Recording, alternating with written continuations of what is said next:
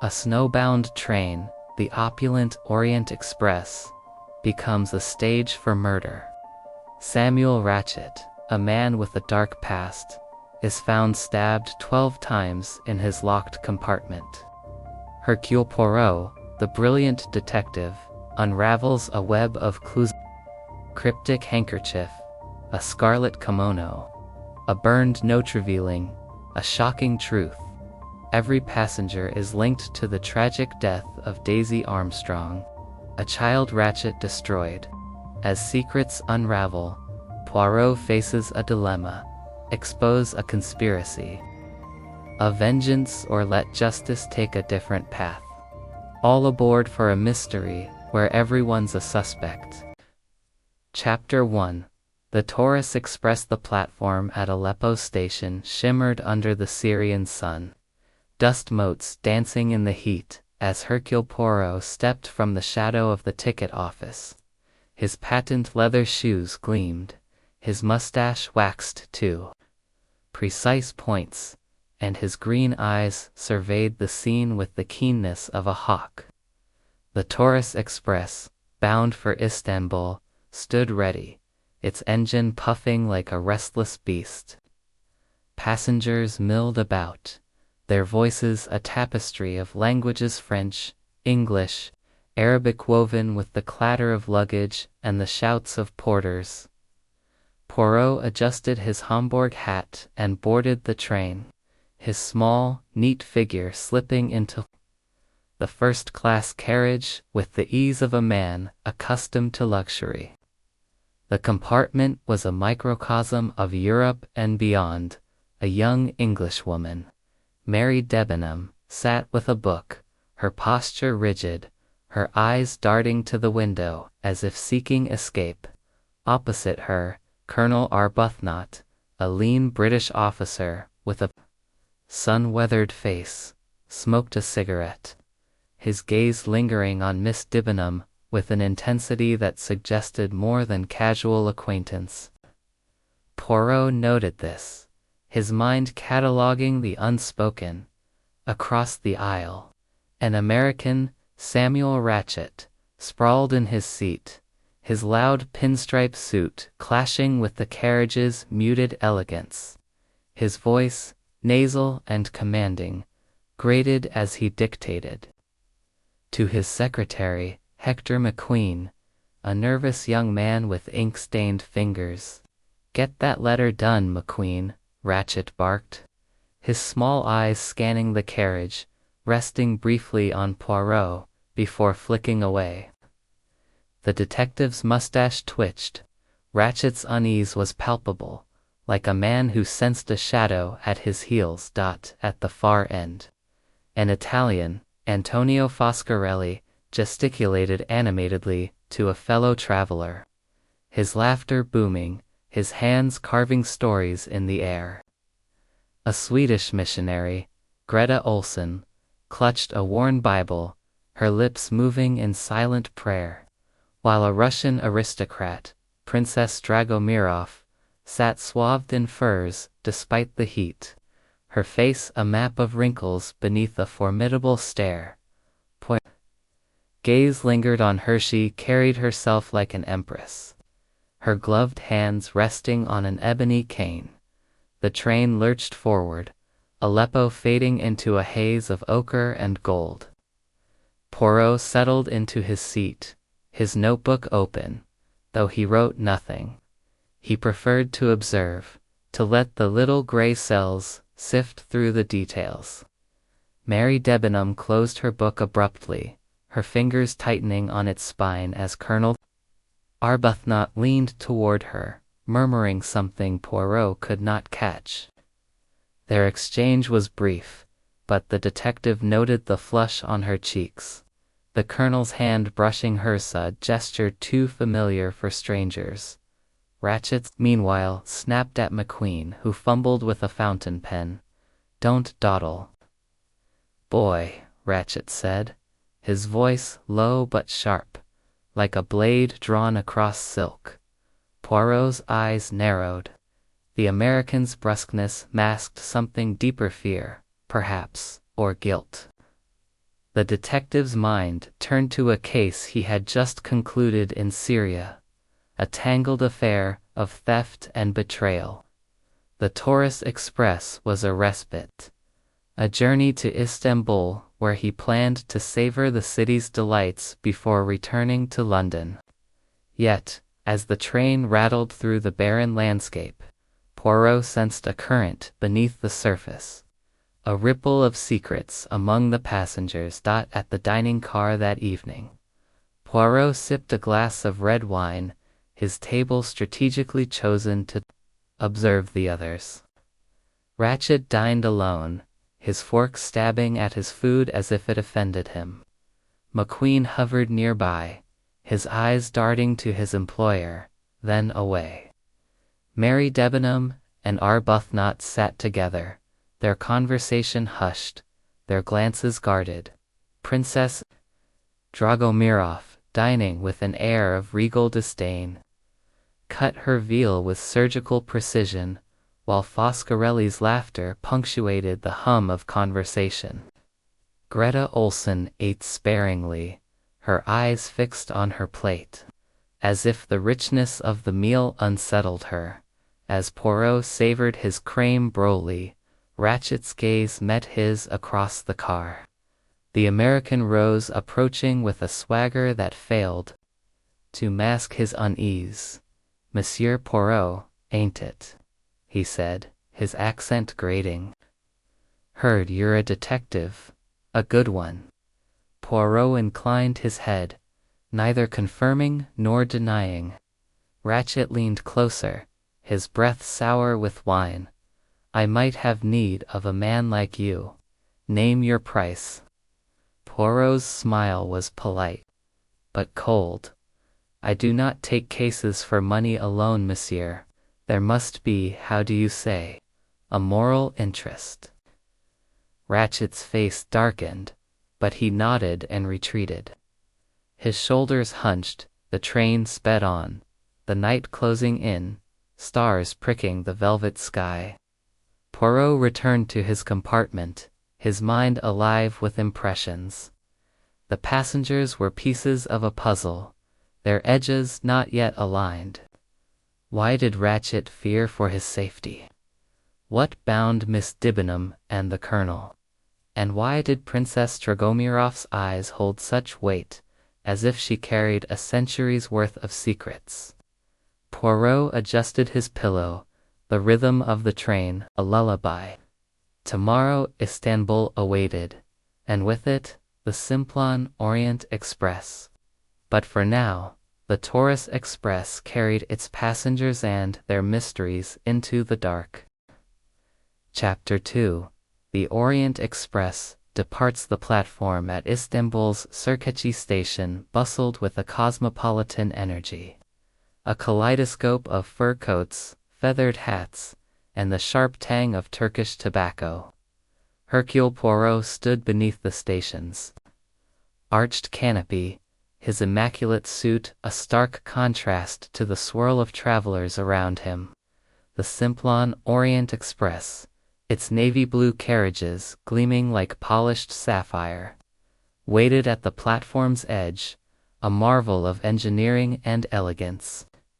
Its brass fittings caught the late afternoon sun, and the words Compagnie Internationale des Wagonslits shone in gold lettering along the side. Poirot's mustache twitched with approval. There was order in such beauty, a harmony that pleased. His precise nature. He had arrived in Istanbul the previous evening on the Taurus Express, his mind still turning over the curious interactions of its passengers. The nervous English governess, Mary Debenham, and the reserved Colonel Arbuthnot had shared glances that spoke of a hidden understanding. The American, Samuel Ratchet, with his coarse manner and uneasy eyes, had offered Poirot a job protection, he had implied, from some unnamed threat. The detective had declined, sensing in Ratchet a darkness that repelled him. Now, as he prepared to board the Orient Express for Calais, Poirot felt a prickle of anticipation. The journey promised luxury, but his instinct whispered of something more, a puzzle waiting to be solved. The platform was alive with farewells and hurried footsteps. Porters in crisp uniforms hefted leather suitcases, their voices mingling with the clink of coins and the murmur of languages, French, German, Italian, and the lilting cadence of Turkish. Poirot's ticket was for a first-class compartment, secured by a stroke of fortune. M. Book, an old friend and director of the Wagonlits Company, had telegraphed from London to ensure Poirot's place, as the train was unaccountably full for the off-season. A favor for an old comrade, Book had written, his words tinged with Belgian pride. Poirot adjusted his Homburg hat, his green eyes scanning the crowd among the passengers. He recognized familiar faces from the Taurus Express. Mary Debenham, her auburn hair tucked beneath a sensible cloche hat, stood near the carriage entrance, her posture stiff as she clutched a small valise. Colonel Arbuthnot was nearby, his military bearing unmistakable, though his eyes softened when they met hers. Poirot noted the subtle nod they exchanged, discreet, but laden with meaning. Samuel Ratchet, in a garish checkered suit, barked orders at Hector McQueen, his secretary, who scurried to manage a stack of luggage. Ratchet's face was flushed, his small eyes darting as if searching for an escape. McQueen, pale and wiry, seemed both deferential and resentful, his fingers twitching as he adjusted his spectacles. New faces joined the tableau. Princess Natalia Dragomirov, the Russian aristocrat, moved with the slow dignity of a bygone era, her fur stole trailing like a royal train. Her face, etched with lines of age and authority, betrayed no emotion, but her dark eyes missed nothing. A Swedish missionary, Greta Olsen, hovered near the platform's edge, her plain gray coat and round face giving her the air of a startled bird. Her hands clasped a worn Bible, and her lips moved faintly, as if in prayer. An American woman, Mrs. Caroline Hubbard, bustled forward, her loud voice cutting through the din as she complained about the weight of her luggage. "I declare, these porters don't know their business," she exclaimed, her mink coat slipping from her shoulders. Her daughter, Poirot recalled, had some connection to the Armstrong family, though the details eluded him. An Italian, Antonio Foscarelli, strode past, his broad smile and animated gestures drawing attention. He tipped his hat to a young woman, who blushed and hurried away. A German maid, Hildegard Schmidt, followed Princess Dragomirov, her eyes downcast, her hands folded neatly over a small bag. Pierre Michel, the French conductor, stood at the carriage door, his uniform impeccable, his manner deferential yet proud. He greeted Poirot with a slight bow. "Monsieur Poirot, your compartment is ready. Number 8, first class." Poirot nodded, his mind cataloguing the passengers' faces, their movements, their fleeting expressions. Each was a piece of a mosaic, its pattern yet to emerge. As Poirot boarded, the train's interior enveloped him in opulence. The corridors were paneled in polished mahogany, the fittings gleamed with brass, and the air carried a faint scent of lavender and wax polish. His compartment was a marvel of compact luxury, a cushioned berth, a small washstand, and a window framing the receding spires of Istanbul. He arranged his few belongings with care, his silver-backed hairbrush, his bottle of eau de cologne, his notebook, each item placed with geometric precision. "Order, Poirot believed was the foundation of clarity. The train whistle sounded, a mournful cry that signaled departure. The Orient Express lurched forward, its wheels clattering rhythmically as it left Serkichi station behind. Istanbul's minarets faded into the dusk, replaced by the rolling hills of Thrace. Poirot settled into his seat, his notebook open, though he wrote nothing. He preferred to observe, to let his little gray cells sift through the impressions of the day. The passengers, he sensed, were not merely travelers. They carried stories, secrets, perhaps scenes. At the dining car that evening, Poirot took his place at a table set with crisp linen and silver cutlery. The room glowed under crystal chandeliers, and the clink of glassware mingled with the hum of conversation. The menu was a triumph of French cuisine, consomme filet mignon and a delicate tarte aux pommes. Poirot sipped a glass of Chateau Margaux, his eyes roaming the room. Mary Debenham and Colonel Arbuthnot sat together, their heads bent close, their voices low. Poirot caught fragments of their conversations, something about timing and the right moment, but their words were guarded, their glances cautious. Samuel Ratchet dined alone, his table a fortress of solitude. He attacked his meal with mechanical precision, his fork stabbing at the meat as if it were an adversary. McQueen sat nearby, picking at his food, his eyes flicking to Ratchet with a mix of deference and disdain. Mrs. Hubbard, seated across the aisle, chattered loudly to Greta Olson, who nodded politely but seemed overwhelmed by the American's exuberance. "I swear, this train is divine, but the service, why, in America, we'd have twice the staff."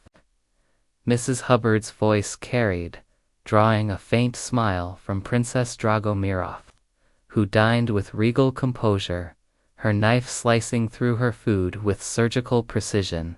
Antonio Oscarelli, at a table with a Hungarian couple, the Count and Countess Androni, was in high spirits, his hands gesturing as he recounted a story about a market in Naples. The Count, a sleek diplomat with a monocle, listened with polite amusement, while the Countess, a vision in emerald silk, toyed with a pearl necklace, her eyes distant. Poirot noted her beauty flawless, yet cold, like a statue in a cathedral. Hildegard Schmidt, the German maid, sat alone, her meal untouched, her gaze fixed on the princess as if awaiting a command. As the meal progressed, Ratchet's agitation grew. He spilled his wine, cursing under his breath, and waved McQueen away when the secretary offered to fetch a fresh glass. Poirot watched, his mind turning over the American's behavior. Ratchet's fear was not abstract. It was specific, rooted in something or someone in this train. The detective recalled their encounter on the Taurus Express, Ratchet's offer of money for protection. "I have enemies," Ratchet had said, his voice tight. Poirot had refused, sensing in the man a moral stain that repelled him. Now, as Ratchet's eyes darted around the dining car, Poirot wondered, what had this man done to inspire such dread? After dinner, the passengers lingered in the dining car, some sipping coffee, others retiring to their compartments. Remained, his notebook open, his pen poised. He sketched a mental map of the passengers, their connections, their contradictions. Mary Debenham's nervous energy, Arbuthnot's protective glances, Ratchet's paranoia. Princess Dragomirov's imperious camich was a thread in a tapestry, its design still hidden. The conductor, Pierre Michel, moved through the car. checking tickets and offering smiles.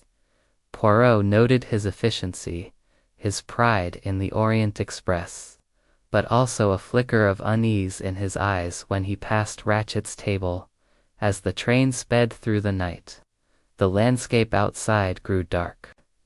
The hills of Bulgaria swallowed by shadow. Poirot returned to his compartment, the rhythm of the wheels a soothing counterpoint to his thoughts. He changed into a silk dressing gown, his movements precise, and sat by the window, watching the stars prick the velvet sky. The Orient Express was more than a train. It was a stage, its passengers actors in a drama yet to unfold. Ratchet's fear, the guarded glances, the unspoken alliances. Poirot sensed a storm brewing, its first gusts already stirring. He opened his notebook, jotting a single phrase: "Less secrets, voyagent avec nous." The secrets travel with us. Closing the book, he extinguished the lamp and lay back, the train's motion lulling him toward sleep. Tomorrow, they would cross into Yugoslavia, the journey continuing toward Paris. But Poirot's instincts, honed by years of unraveling human mysteries, told him that this journey would not be ordinary. The Orient Express, with its glittering facade, carried something darker, a truth that waited, like a predator, in the shadows of the night. Chapter 3. A cry in the night. The Simplon Orient Express thundered through the Balkan night, its wheels singing a relentless rhythm against the rails. Hercule Poirot lay in his compartment, the silk sheets cool against his skin, his mind still turning over the kaleidoscope of faces in the dining car. The opulence of the train, the polished wood, the glint of crystal, the soft hum of luxury could not mask the undercurrent of tension he had sensed among the passengers. Samuel Ratchet's furtive glances, Mary Debenham's guarded whispers. With Colonel Arbuthnot, the regal detachment of Princess Dragomirafal were pieces of a puzzle, their edges jagged and unaligned. Poirot adjusted his pillow, willing his little gray cells to rest. But sleep eluded him. The train's motion was a lullaby, yet the air felt charged, as if the night itself held its breath. Poirot's compartment, number 8 in the first class carriage, was a cocoon of order, his silver-backed hairbrush aligned with his eau de cologne, his notebook resting precisely on the fold-down table.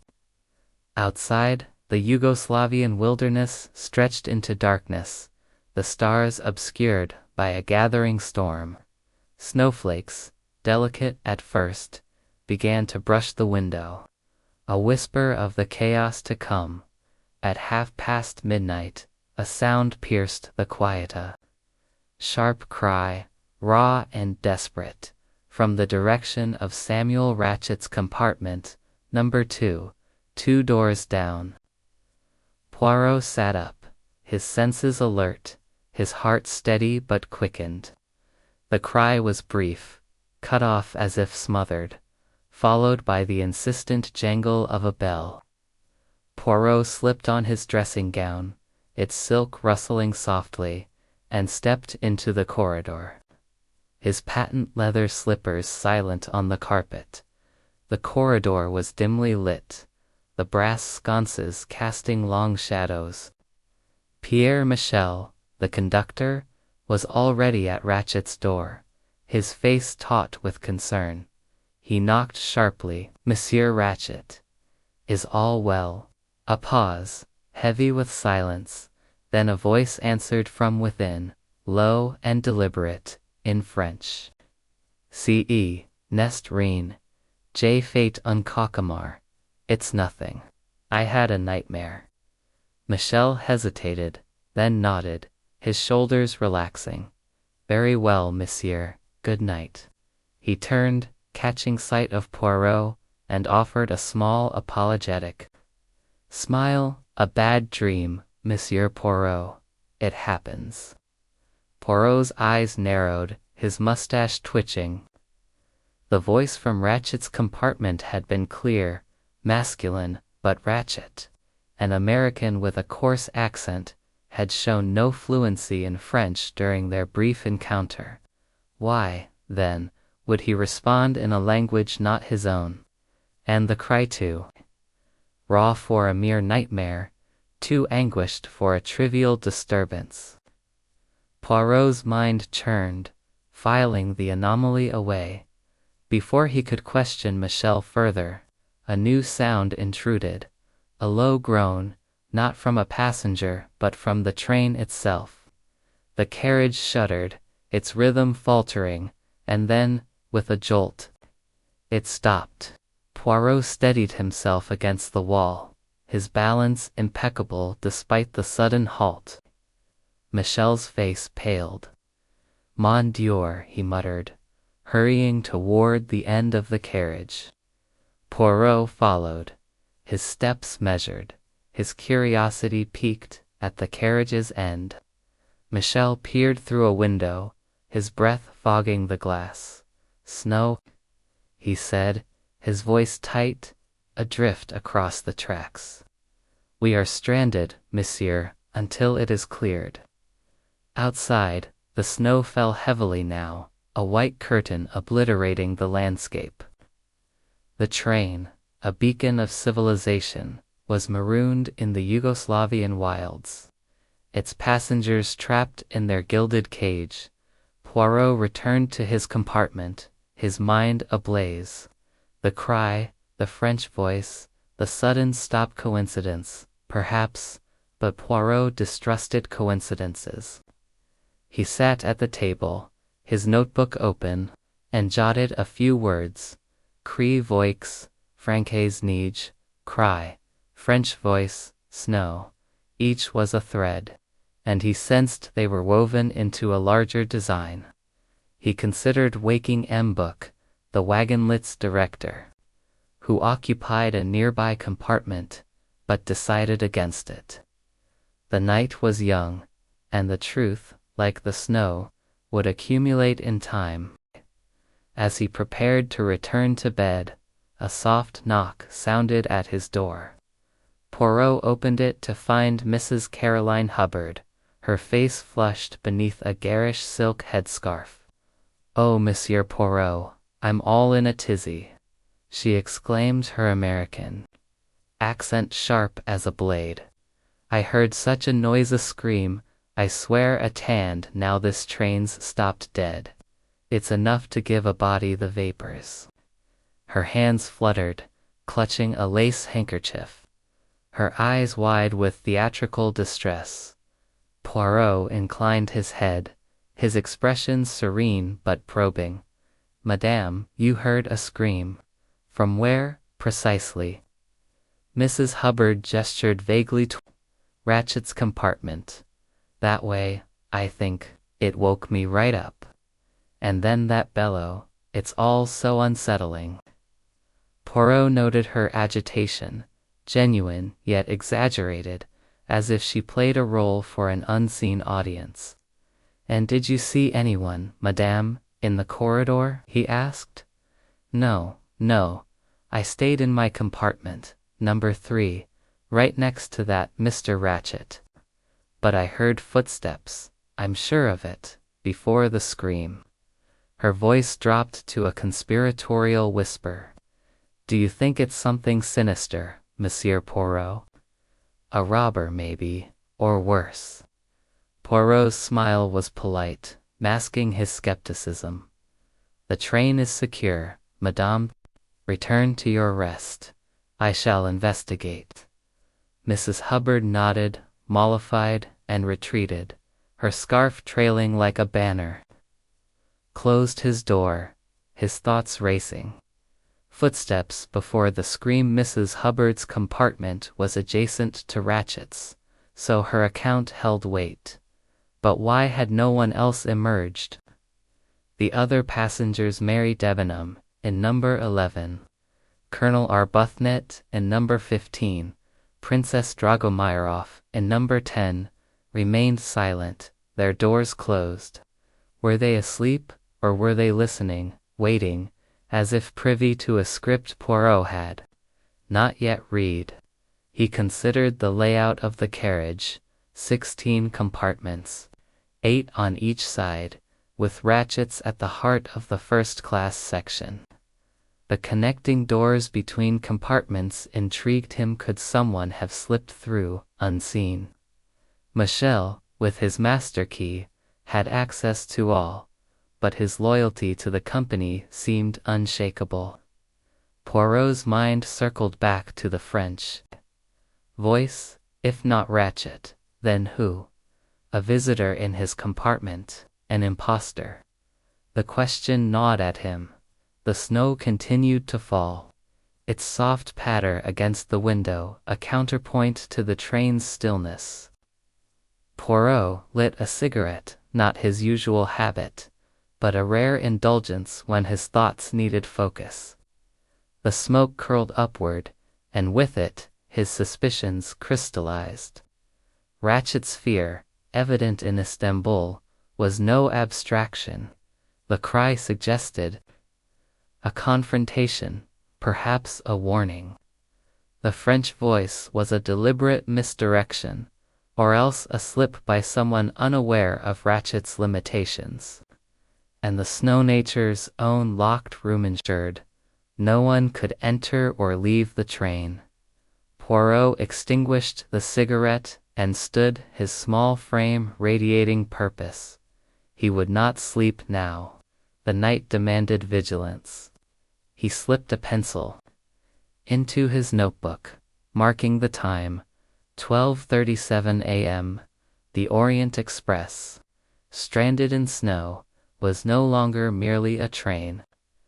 It was a stage, and the cry in the night was the opening act of a drama Poirot was determined to unravel.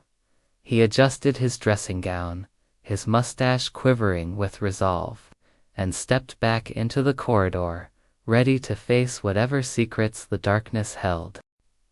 Chapter 4. The body. The first light of dawn crept through the snow-laden windows of the Simplon Orient Express, casting a pallid glow over the stranded train. Hercule Poirot, dressed impeccably despite the early hour, stood in the corridor of the first-class carriage, his green eyes sharp beneath the brim of his Homburg hat. The air was heavy with the chill of the Yugoslavian wilderness, the snow outside piling higher, sealing the train in a cocoon of white. The events of the night, the anguished cry from Samuel Ratchet's compartment, the mysterious French voice, the sudden halt of the train, had kept Poirot's mind alert, his little gray cells humming with questions. A sharp rap at his door broke his reverie. Pierre Michel, the conductor, stood there, his face ashen, his uniform slightly askew, rare lapse for a man of such precision. "Monsieur Poirot," he said, his voice low and trembling, "it is terrible. Monsieur Ratchet, he is dead. Murdered." Poirot's mustache twitched, his expression calm but his mind racing. "Show me," he said simply, following Michel down the corridor to compartment number 2. The door to Ratchet's compartment was ajar, a faint metallic scent tinging the air. Inside, the American lay sprawled on his berth, his silk pajamas stained dark with blood. His eyes, open and unseeing, stared at the ceiling, his mouth frozen in a grimace of shock or pain. 12 stab wounds marred his chest and abdomen, some deep and jagged, others shallow, almost hesitant. The bed were tangled, but the compartment showed no signs of a struggle, no overturned furniture, no scattered belongings. The window was open, a dusting of snow on the sill, but the drift outside was pristine, untouched by footprints. Poirot's gaze swept the scene, noting every detail with the precision of a watchmaker and book. The wagonlit's director arrived. His round face flushed with agitation. Monsieur Poirot, a murder here, on my train. It is unthinkable. Behind him stood Dr. Constantine, a Greek passenger with a medical background, his dark eyes grave as he surveyed the body. Poirot nodded to both, his manner composed. Monsieur Book, Doctor, we must proceed with order. First, the facts. Doctor, if you please examine the body. Dr. Constantine knelt beside Ratchet, his fingers probing the wounds with professional detachment. He has been dead several hours, he said, his accent clipped. I estimate between midnight and 2 a.m. The wounds vary, some are deep, delivered with force, others weak, as if by a trembling hand. The weapon was likely a dagger or knife, not overly large. Poirot nodded, his eyes flicking to the open window, and the temperature, Doctor. The cold from the window, does it affect your estimate? Constantine frowned, considering. The compartment is chilled, but the body's rigidity suggests death within the time I stated. The cold may have slowed decomposition slightly, but not significantly. Poirot's lips curved faintly. The open window was curious, too obvious, perhaps, a gesture meant to mislead. He stepped closer, examining the sill. The snow was undisturbed, confirming no one had climbed out. The lock on the door, he noted, was slid shut from the inside, yet Michel swore he had found it. Thus, when he entered, Poirot turned his attention to the compartment's contents. On the bedside table lay a glass of water, half empty, and a small bottle of sleeping draught, its cap tightly screwed. A cigar butt, partially smoked, rested in an ashtray, its ash scattered. Poirot bent closer, his nose wrinkling at the faint scent of tobacco. Ratchet smoked. Yes, he asked Michel. The conductor nodded. Oui, monsieur, but not cigars. He preferred cigarettes. Poirot's eyes gleamed. A cigar, then, was an anomaly perhaps left by another. In the corner, a handkerchief caught his eye, delicately embroidered with the letter H in fine silk thread. It was crumpled, stained faintly with what might be blood. Poirot lifted it with a pencil, holding it to the light. A lady's handkerchief, he murmured, but whose? He placed it carefully in a paper envelope from his pocket, preserving it for later scrutiny.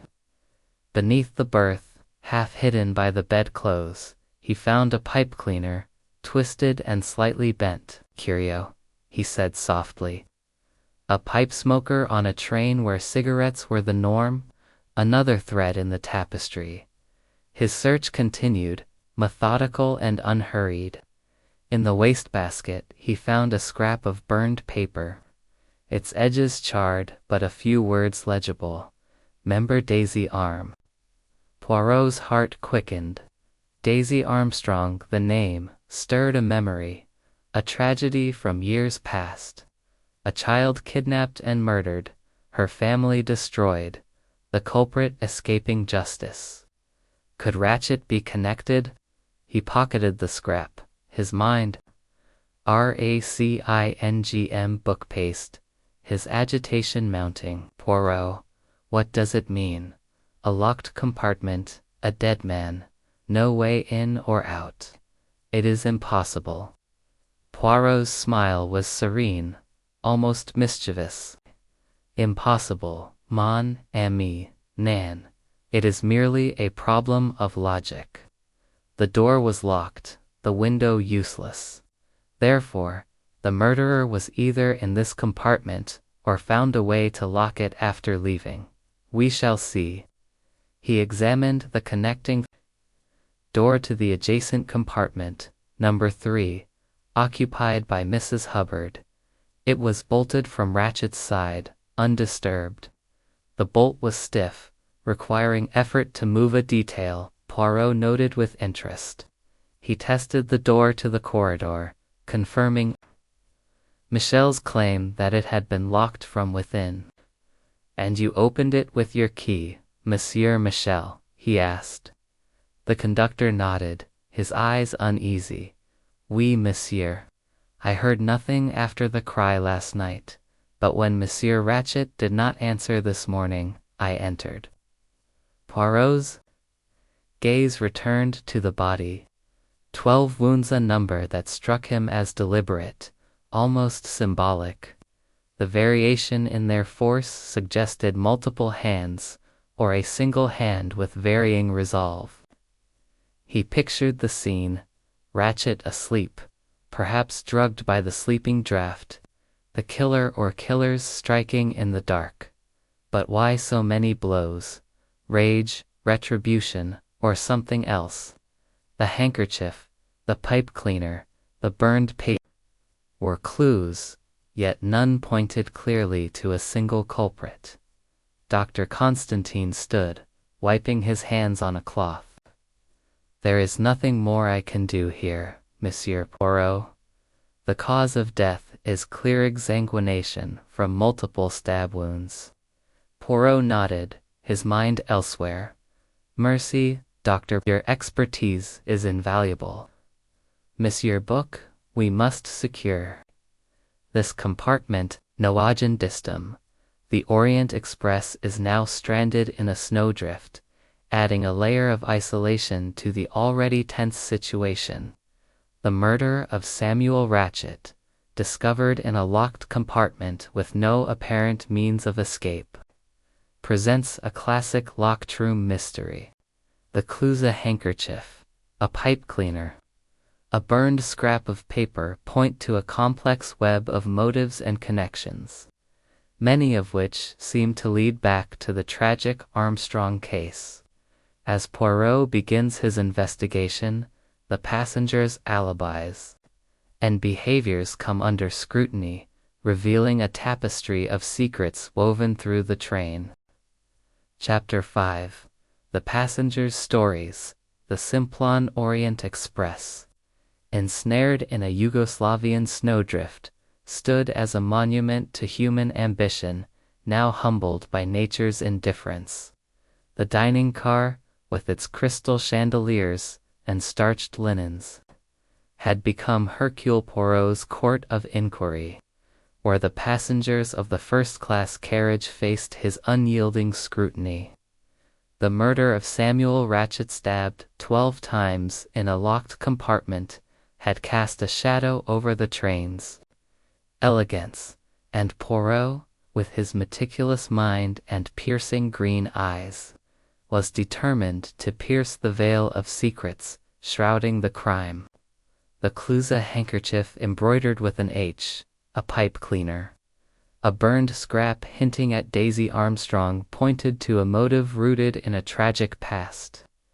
But the passengers' stories were a labyrinth of half-truths. MBU, the Wagonlitz director, sat to Poirot's right, his round face creased with anxiety, his fingers drumming on the table.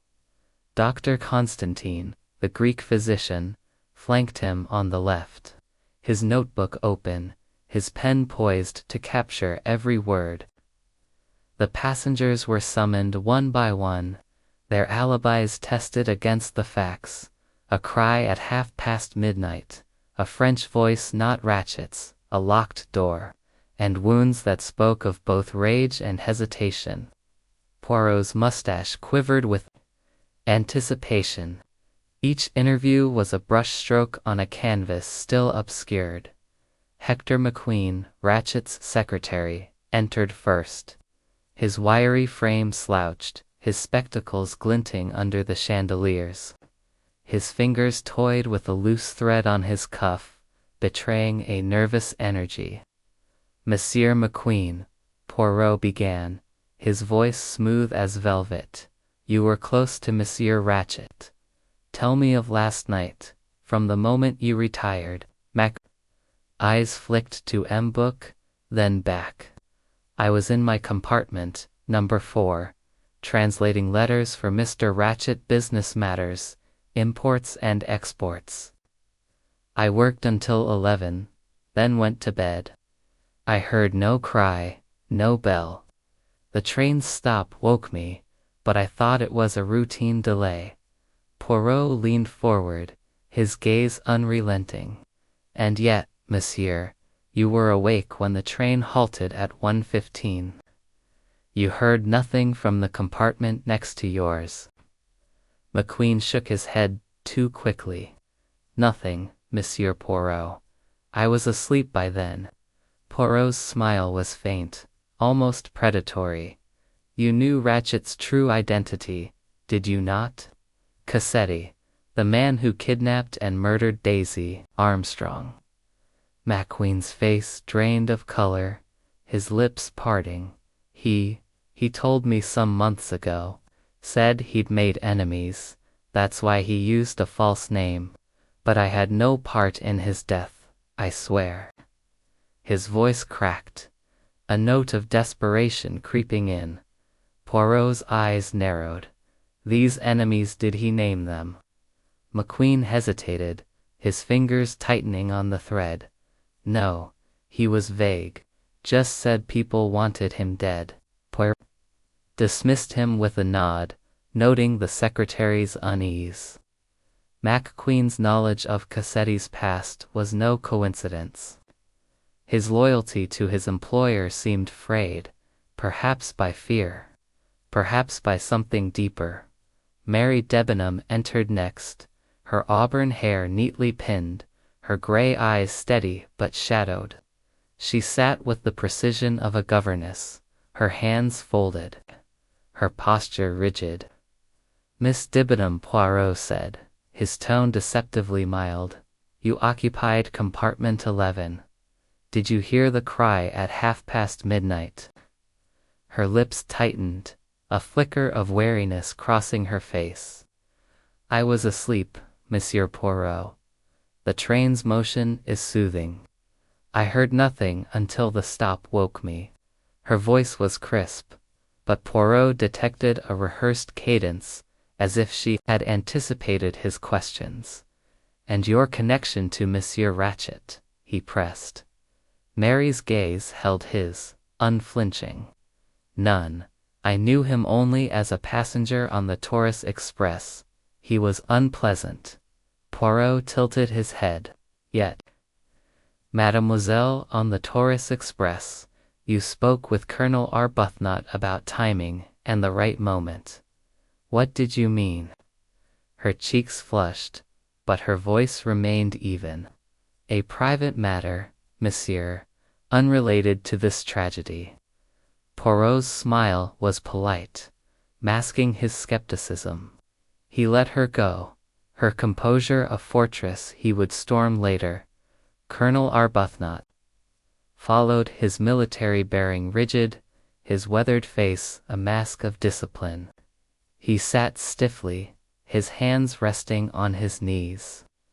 Colonel Poirot began, you were in compartment 15, near the dining car. Did you hear anything unusual last night? Arbuthnot's jaw tightened. I smoked in the corridor until 11. Then retired. I heard no cry, no bell. The train stop roused me, but I stayed in my compartment. His voice was clipped, each word measured. Poirot's eyes gleamed. You smoked, yes. Cigarettes, or perhaps a pipe. Arbuthnot frowned. Cigarettes? I don't use a pipe. Poirot nodded, the pipe cleaner found in Ratchet's compartment flashing in his mind. And Monsieur Ratchet too knew him. Arbuthnot's gaze hardened. Met him on the Taurus Express. Didn't like him. Arrogant, shifty, that's all. Poirot probed further, asking about Arbuthnot's service in India, his connection to Mary Debenham. The colonel admitted a friendship but deflected personal questions with military precision. Poirot dismissed him, noting the protective edge in his demeanor. Princess Natalia Dragomirov was next, her presence commanding, despite her frail frame. Her fur stole draped like a mantle, her ebony cane resting against the table. Her eyes, dark and fathomless, met Poirot's with a challenge. "Princess," he said, bowing slightly, "you were in compartment 10. Did you hear the cry?" Her voice was low, almost a growl. "I took a sleeping draught, Monsieur Poirot. I heard nothing. My maid, Hildegard, can confirm I did not stir." Her tone brooked no argument, but Poirot pressed gently. "And Monsieur Ratchet, did you know him?" Her lips curved, a smile devoid of warmth. "A vulgar man. I had no dealings with him." Poirot noted her imperious calm, sensing a truth held just out of reach. Greta Olsen, the Swedish missionary, followed, her round face pale, her hands clutching her Bible. "Oh, Monsieur Poirot," she stammered, "it's dreadful. I was in compartment 12, asleep. I heard no cry, only the train stopping." Her eyes welled with tears, but Poirot's questions about Ratchet drew only vague denials. "I knew him not," she said, her accent thick. Yet her nervousness, her quick glances, suggested more than ignorance. Mrs. Caroline Hubbard bustled in, her mink coat slipping from her shoulders, her voice loud and theatrical. "Monsieur Poirot, I'm just a bundle of nerves. That scream woke me, I swear, and I heard footsteps before it, right outside my door." She leaned forward, her eyes wide. "I'm in number 3, next to that poor man. It's enough to make a body faint." Poirot soothed her, asking for details. She described the footsteps as heavy, like a man's, but saw no one. Her connection to Ratchet? None, except he was rude at dinner in Istanbul. Her indignation seemed genuine, but Poirot noted her flair for drama. Antonio, the Italian, entered, with a broad smile, his gestures expansive. "Signor Poirot, what a tragedy, eh? I was in compartment 9, sleeping like a bambino. No cry, no nothing." His joviality felt forced, and when Poirot asked about the pipe cleaner, Foscarelli laughed. "I smoked cigarettes, signor, not pipes." His denial was too hearty, and Poirot marked him as one to watch.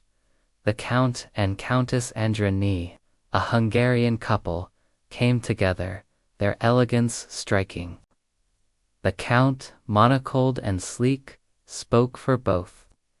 "We were in compartments 13 and 14, asleep. We heard nothing."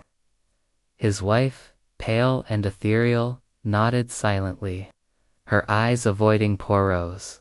Their alibis were airtight, their manner aloof, yet Poirot sensed a shared resolve beneath their polished. Hildegard Schmidt, the princess's maid, was last, her German accent soft, her demeanor submissive. "I was in compartment 16, monsieur. I heard nothing. The princess needed me not, so I slept." Her simplicity seemed genuine, but her eyes flickered when Poirot mentioned the handkerchief with the H. "Not mine, monsieur," she said, quickly. Poirot let her go, his mind turning. As the interviews ended, Poirot leaned back, his fingers steepled. The alibis were uniform to uniform, each passenger claiming sleep, each denying knowledge of Ratchet's past. Yet the burned scrap, the handkerchief, the pipe cleaner suggested a web of connections, perhaps to the Armstrong tragedy. Daisy Armstrong's murder had left scars on her family, her friends, her household. Were these passengers linked to that pain? Poirot's eyes gleamed. The truth was close, hidden in the silences between their words. Book groaned. Poirot. They all claim innocence. How can this be? Poirot's smile was enigmatic. Mon ami, truth is like a mosaic heap. Peace seems ordinary, but together they form a picture. We must look closer.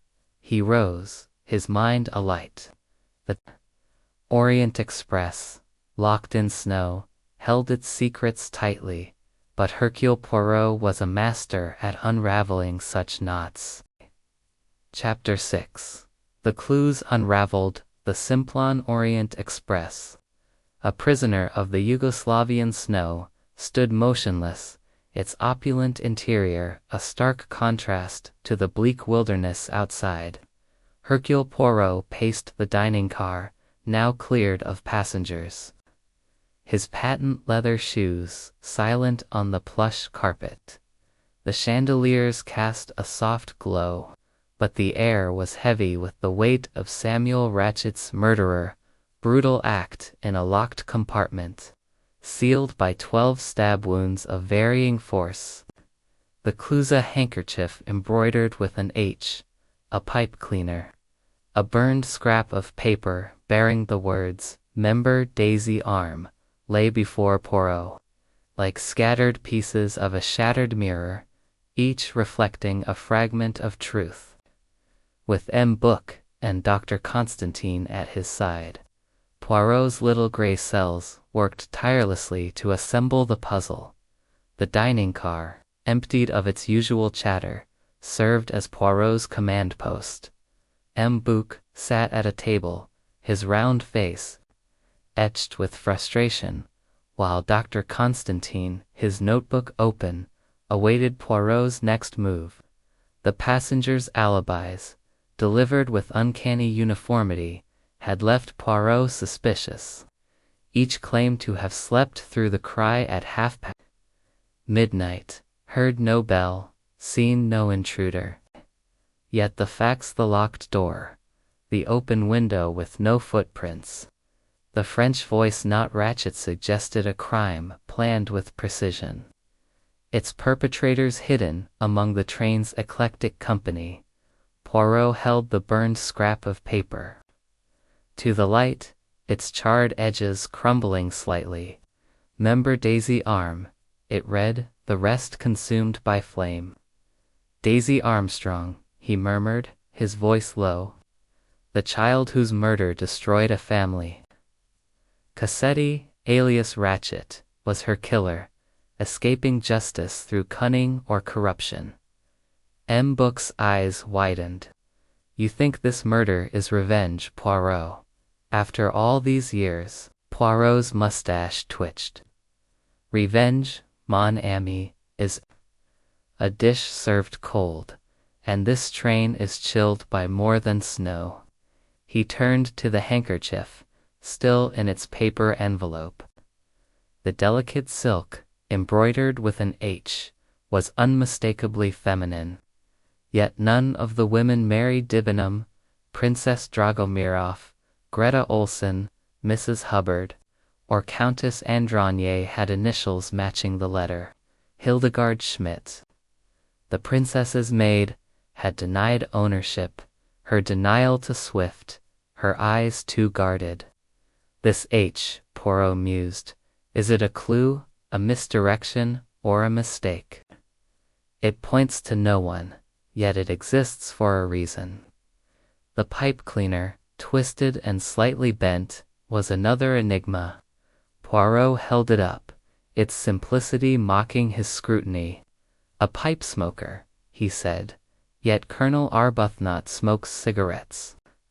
As does Antonio Foscarelli, the Count Androni. Unlikely his elegance suggests cigars, if anything. McQueen. He claims no pipe." Dr. Constantine frowned. Could it belong to someone outside the carriage? Poirot shook his head. Nan, doctor. The snow ensures no outsider entered. This clue, like the others, was left within. Poirot's thoughts returned to the compartment itself. He requested Michel's assistance to revisit the scene, and the conductor, his face pale but dutiful, led them to number 2. The body had been covered, but the bloodstains lingered, a grim reminder of the violence. Poirot examined the open window. Again, its sill dusted with snow. This window, he said, is a theatrical gesture. No one escaped through it. The snow is untouched. It was opened to suggest an outsider, but the locked door tells another story. He tested the bolt, its stiffness confirming it had been slid shut from within. The connecting door to Mrs. Hubbard's compartment remained bolted, undisturbed. A new discovery awaited in the luggage rack. Tucked behind Ratchet's valise was a flat case, overlooked in the initial search. Poirot opened it to find a collection of papers, letters, receipts, and a small notebook. The notebook contained cryptic entries, dates, initials, and sums. Of money, none immediately clear. One entry, dated 3 years prior, read A. Family settled. Poirot's eyes narrowed. The Armstrong family, perhaps, a debt paid, or a score settled. He pocketed the notebook, its contents a thread to pursue him. Book, watching Poirot's methodical search, grew impatient. Poirot, these clues they contradict. A woman's handkerchief, a man's pipe cleaner, a paper pointing to a past crime. And the wounds 12. Some weak, some fierce. It is chaos. Poirot's smile was serene. Chaos, mon ami. Nan, it is a pattern, disguised as disorder. Consider the wounds. 12. Like a jury, each blow a verdict. Some hesitate, some strike. With fury. This suggests more than one hand, or a single hand with conflicting emotions. Dr. Constantine nodded, his medical mind engaged. The wounds vary in depth and angle. A strong man, a weak woman, an unsteady hand all could have struck. But, in a locked compartment, how? Poirot's gaze drifted to the ceiling, as if the answer hung there. The locked door is our riddle. Michel's key opened it, but he swears he did not enter until morning. The connecting door is bolted, yet someone or someone's entered, killed, and left, locking the door behind. Poirot's mind turned to the cry and the French voice. C.E. Nestorine, the voice had said, dismissing Michel's concern. Ratchet, an American with no French, could not have spoken it. Was someone else in the compartment? A conspirator, perhaps, or a decoy? Poirot considered the passengers' alibis again. Their uniformity was their flaw, too perfect, too aligned.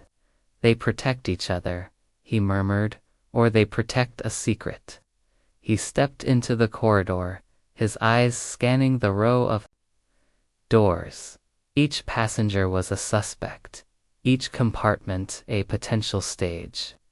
Mary Debenham's composure, Arbuthnot's restraint, McQueen's nervousness all hinted at hidden truths. Princess Dragomarov, Isim Perius, Daniil, Greta Olsen's tears. Mrs. Hubbard's theatrics each played a role, but in whose script? The Count and Countess Androni, with their polished detachment, and Foscarelli's joviality felt like masks, carefully worn. Poirot returned to the dining car, his notebook open. He sketched a diagram of the carriage. 16 compartments, Ratchets at the heart. He marked each passenger's position, their proximity to the crime. Mrs. Hubbard, in number 3, had heard footsteps.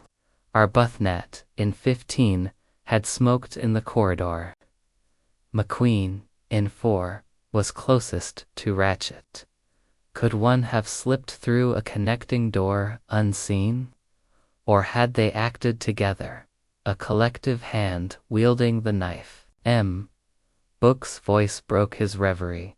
Poirot, what next? We cannot keep the passengers confined forever. Poirot's eyes gleamed. We observe, mon ami, que the clues are threads, and the passengers are the loom. We must watch how they weave. He closed his notebook, the burned paper's words echoing in his mind. Daisy Armstrong. The tragedy of a child's death bound this crime, and Poirot sensed its shadow over every passenger. The Orient Express, locked in snow, was a crucible, and the truth, like molten metal, would soon take shape. Chapter 7. A Web of Connections, the Simplon Orient Express, immobilized by the Yugoslavian snow, stood as a silent witness to the dark drama unfolding within its polished walls. The dining car, with its gleaming silver and starched linens, remained Hercule Poirot's stage, where he sifted through the fragments of Samuel Ratchet's murderer crime marked by 12 stab wounds, a locked compartment, and a tangle of clues pointing to a past tragedy. The handkerchief with its enigmatic H, the twisted pipe cleaner, the burned scrap whispering Daisy arm had deepened Poirot's suspicion that Ratchet, alias Cassetti, had been killed for his role in the Armstrong kidnapping. The passengers' alibis, polished to a sheen, only heightened his certainty that a conspiracy simmered beneath their composed exteriors. Poirot stood at the window, his small, neat figure framed against the relentless snow, his green eyes reflecting a mind in ceaseless motion. Book, his face a mask of exasperation, sat at a table, while Dr. Constantine, ever methodical, reviewed his notes on the wound's inconsistencies. The dining car was empty save for the 3 men. The other passengers confined to their compartments under Michel's watchful eye. Poirot turned, his mustache quivering with purpose. "Messieurs," he said, his voice low but commanding, "we are not dealing with a single murderer but a tapestry of motives, woven with care. The Armstrong case binds these passengers, and we must trace the threads." He began with Hector McQueen, summoning the secretary for a second interview. McQueen entered, his spectacles fogged from the corridor's chill, his fingers fidgeting. "Monsieur McQueen," Poirot said, his tone deceptively gentle, "you admitted knowing Ratchet was Cassetti. Tell me, what was your connection to the Armstrong family?" McQueen's eyes widened, his hands freezing. My father was the prosecutor in the Armstrong case. He tried to convict Cassetti, but the man slipped away. It ruined father's health, he never recovered." His voice trembled, not with grief, but with a buried anger. Poirot nodded, noting the personal stake. "And last night, you heard nothing? No cry, no movement next door?" McQueen shook his head, his denial swift but brittle. Poirot dismissed him, sensing truth laced with omission. Mary Debenham was next, her gray eyes wary as she sat, her hands clasped tightly. "Mademoiselle Poirot began, your composure is admirable, but I must ask, what was your role in the Armstrong household?" Her lips parted, then closed, a flicker of panic crossing her face. "I was governess to Daisy's sisters," she admitted, her voice low. "I left before the tragedy, but I knew the family well." Poirot leaned forward, And Cassetti's presence on this train did it stir memories. Her gaze hardened. I recognized him, yes, but I did not kill him. Her words were firm. But Poirot detected a tremor of loyalty not to Cassetti, but to someone else. He let her go, her secrets still locked away. Colonel Arbuthnot followed, his military posture unyielding, his eyes guarded. Colonel Poirot said, "You served with Colonel Armstrong, did you not?" Arbuthnot's jaw tightened. "Yes, we were in India together. Fine man, Armstrong. His death after Daisy's was a damn shame." His voice held a soldier's restraint, but his fists clenched. "And Cassetti?" Poirot pressed. "Did you know Ratchet was he?" Arbuthnot's gaze met his unflinching. Suspected it. His face, his manner, it fit the description. "But I'm no murderer, Poirot." His alibi remained until 11. Then Bedbutt Poirot noted the protective edge in his tone when Mary Debenham's name arose. Princess Natalia Dragomirov entered with regal poise, her ebony cane tapping softly. Her withered face was a mask of authority, but her eyes held a glint of sorrow. Princess Poirot said, bowing slightly, "You were close to the Armstrong family, Nan." Her lips curved, a ghost of a smile.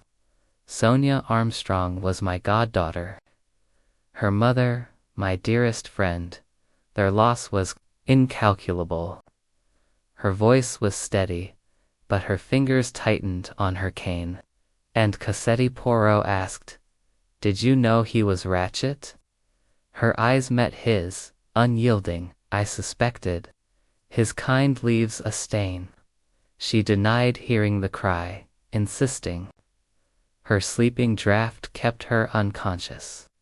But Poirot sensed a mind too sharp to miss such details. Greta Olsen, the Swedish missionary, was visibly shaken. Her Bible clutched like a shield. "Monsieur Poirot," she whispered, "I am no killer. I was asleep in compartment 12.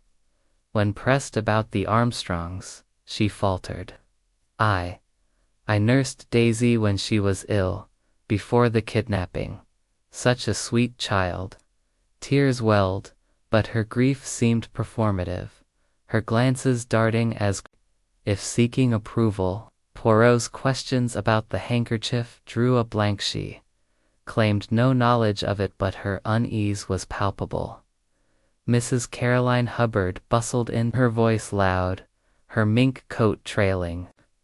"Monsieur Poirot, this is just awful. To think I was next door to a murder."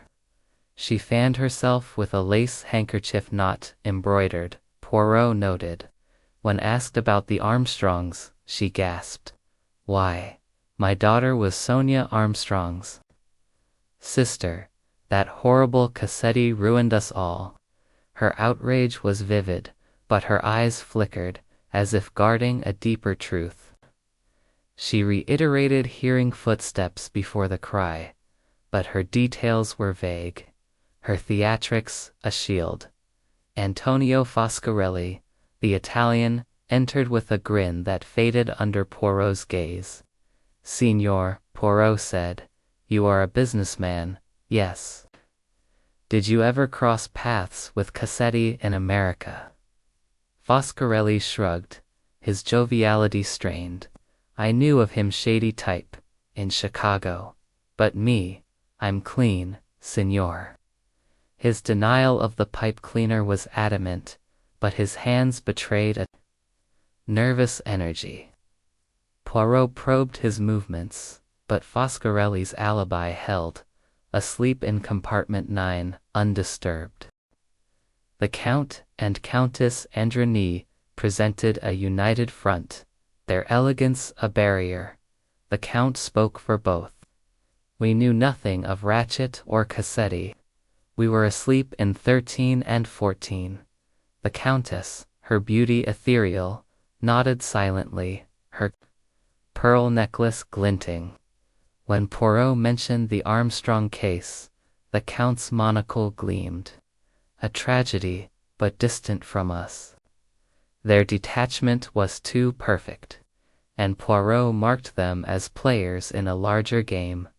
Hildegard Schmidt, the princess's maid, was last, her German accent soft, her eyes downcast. I served the Armstrong household years ago, she admitted. As a cook, before joining the princess. The handkerchief's H drew a quick denial, but her fingers trembled. Not mine, monsieur. Her simplicity seemed genuine, but Poirot sensed loyalty to her mistress above all. As the interviews concluded, Poirot leaned back, his fingers steepled. The connections to the Armstrongs were no coincidence. Each passenger, from McQueen to Schmidt, had a tie to the tragedy.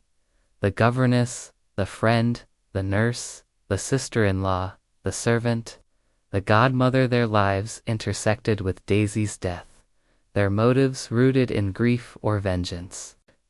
Yet their alibis, so neatly aligned, suggested a collective silence.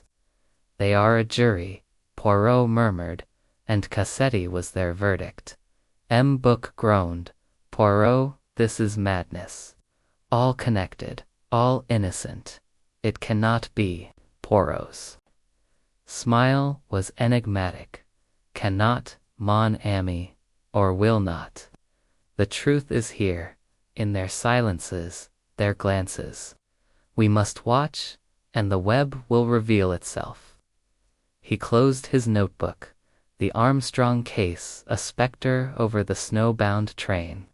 The passengers were bound by more than coincidence. They shared a purpose, and Poirot was determined to uncover it.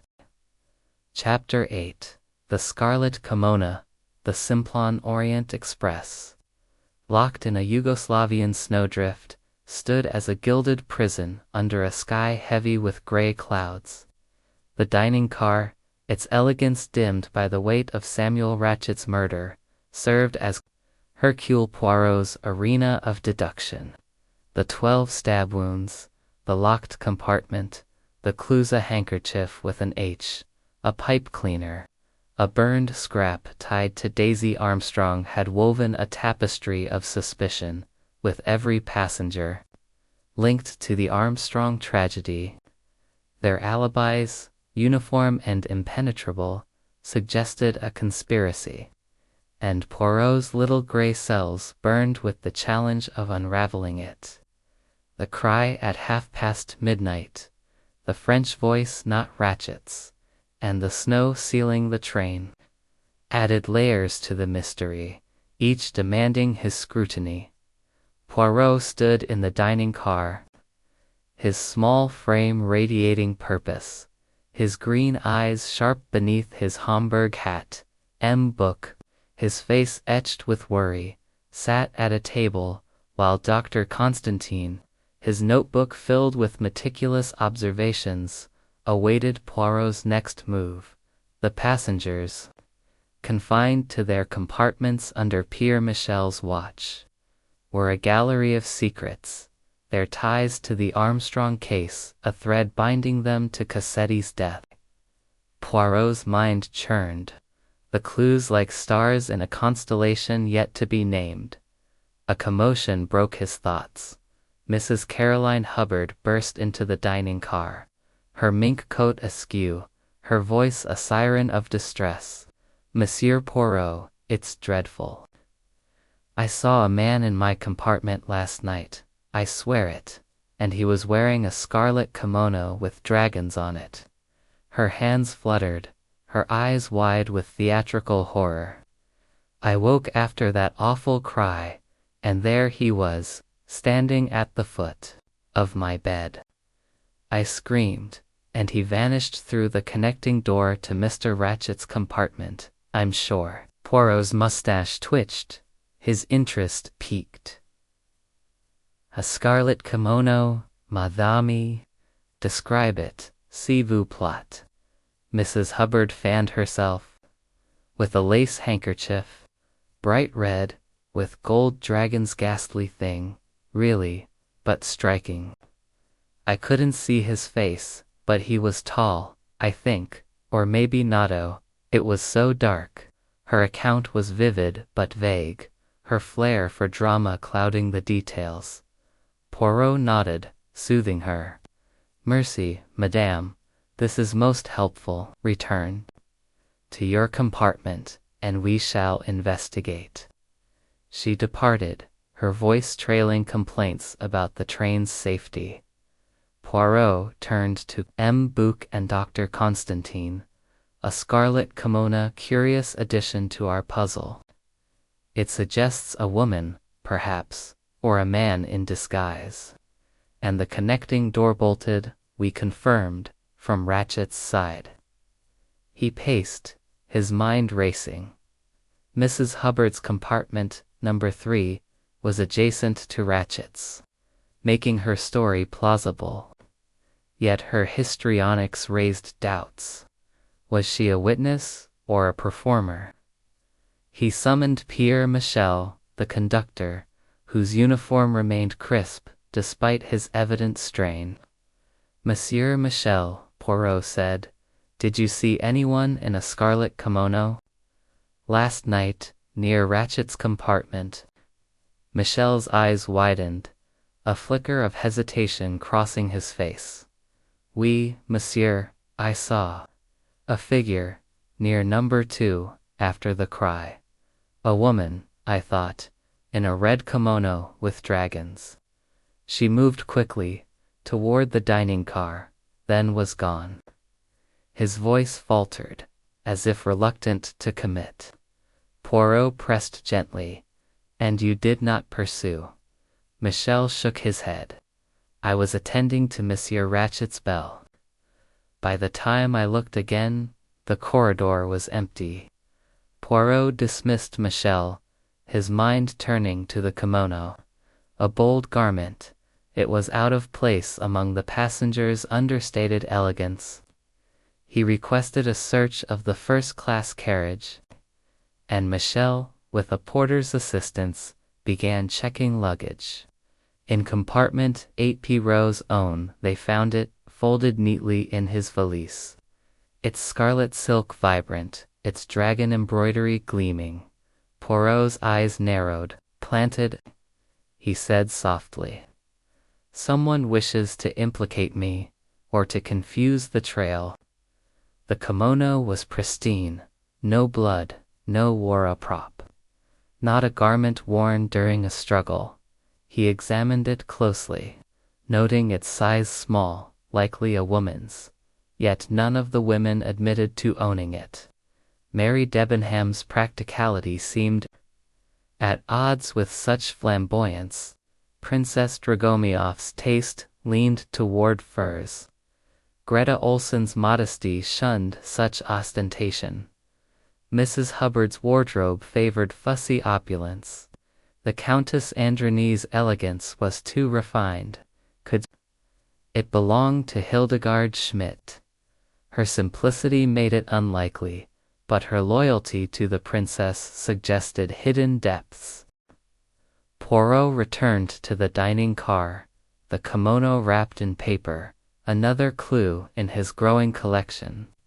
This kimono, he told M. Bouc and Dr. Constantine, is a deliberate misdirection, like the open window. It draws attention, but reveals nothing.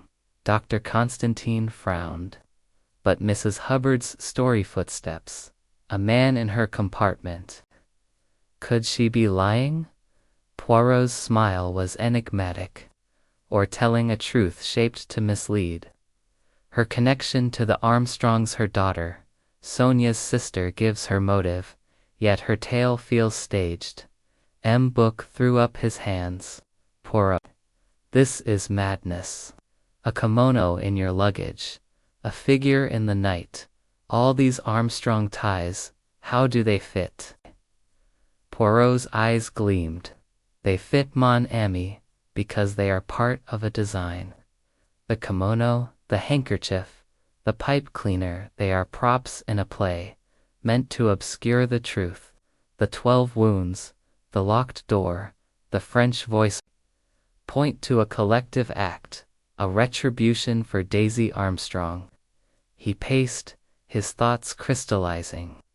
The passengers' connections, McQueen's father, Mary's employment, Arbuthnot's friendship, the princess's goddaughter, nursing, Mrs. Hubbard's kin, even Schmidt's service formed a circle around Cassetti's crime. The kimono suggested a theatrical flourish, perhaps to implicate an outsider or to confuse the timeline. Michel's sighting of a figure added weight, but his hesitation hinted at complicity or fear. Poirot's mind turned to the wounds, some fierce, some weak, as if each stab carried a different heart's intent.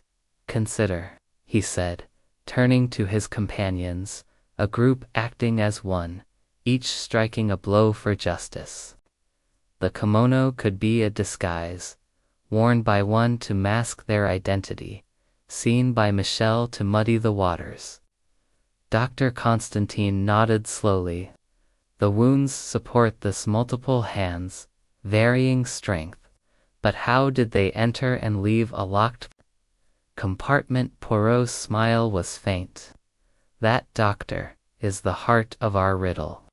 The door, the bolt, the key, someone manipulated them, or someone was already inside. Poirot's thoughts drifted to Michel.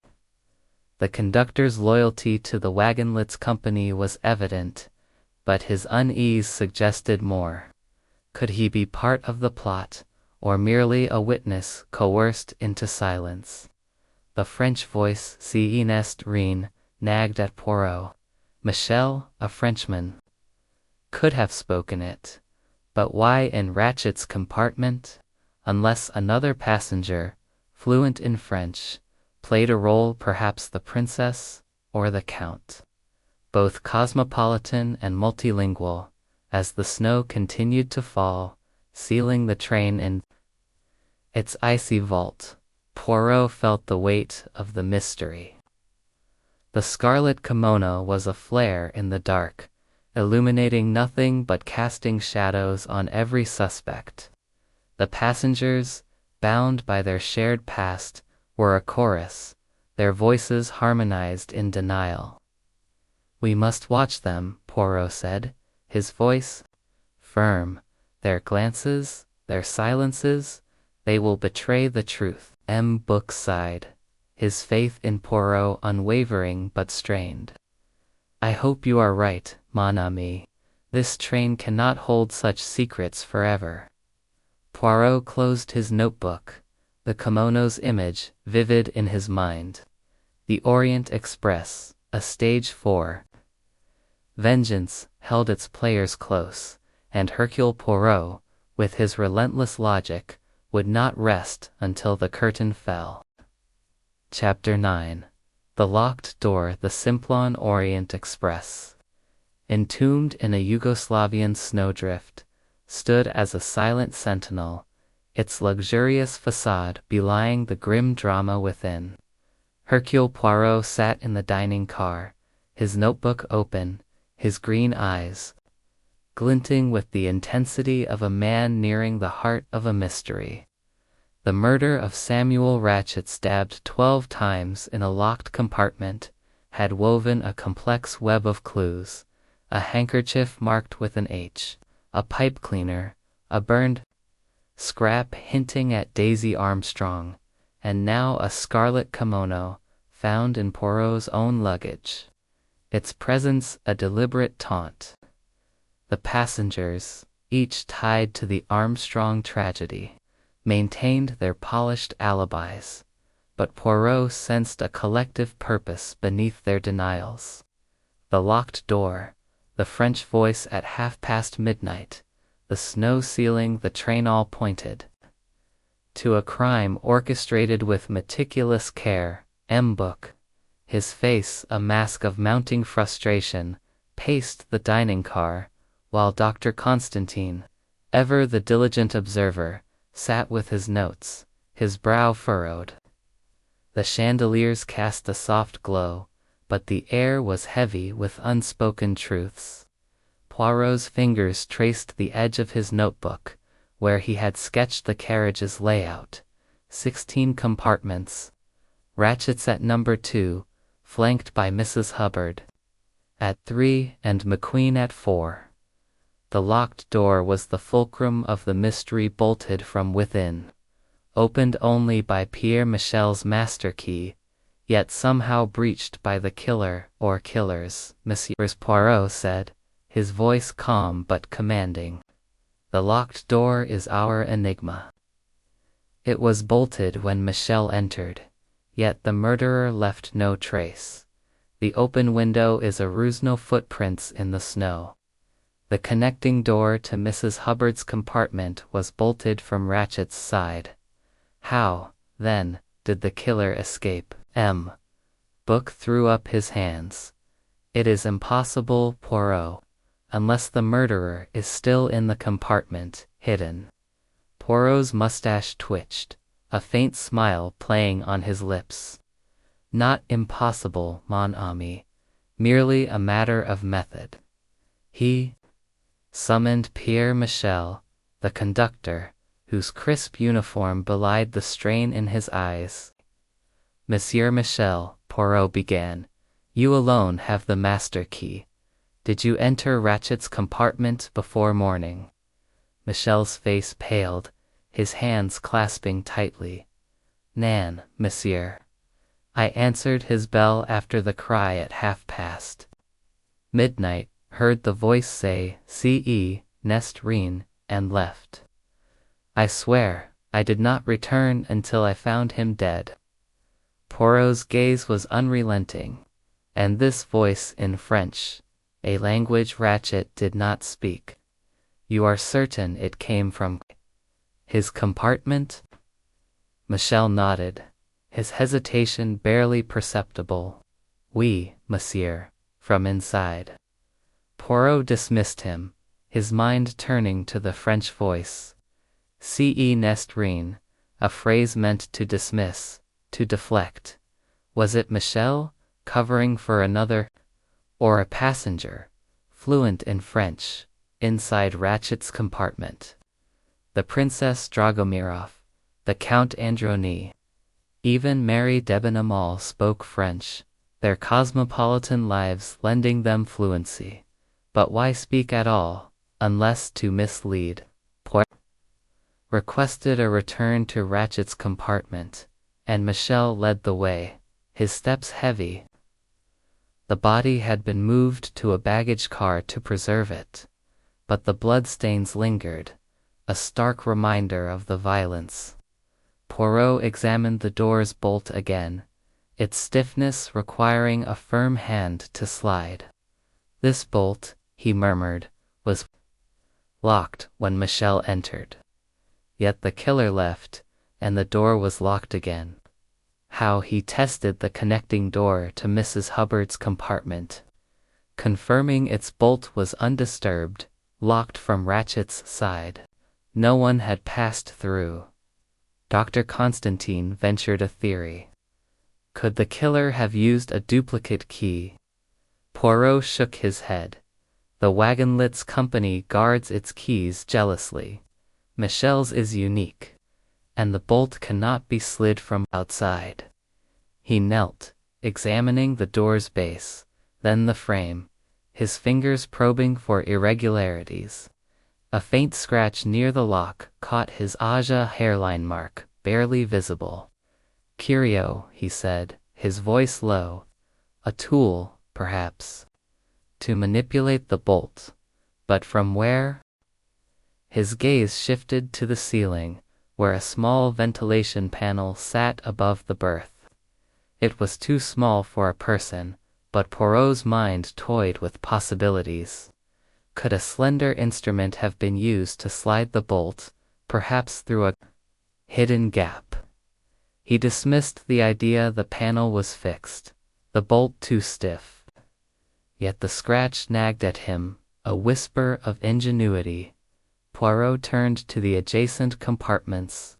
McQueen's at number 4 shared a connecting door, also bolted from Ratchet's side. He summoned McQueen, who entered, his spectacles glinting. Nervously, "Monsieur McQueen," Poirot said, "your compartment is closest. Did you hear movement through this door?" McQueen shook his head, his voice unsteady. "I was awake, translating letters, but I heard nothing, no door, no footsteps." Poirot's eyes narrowed. "And yet, you were translating at midnight, when most sleep. Why such diligence?" McQueen flushed. "Ratchet demanded the letters by morning. I had no choice."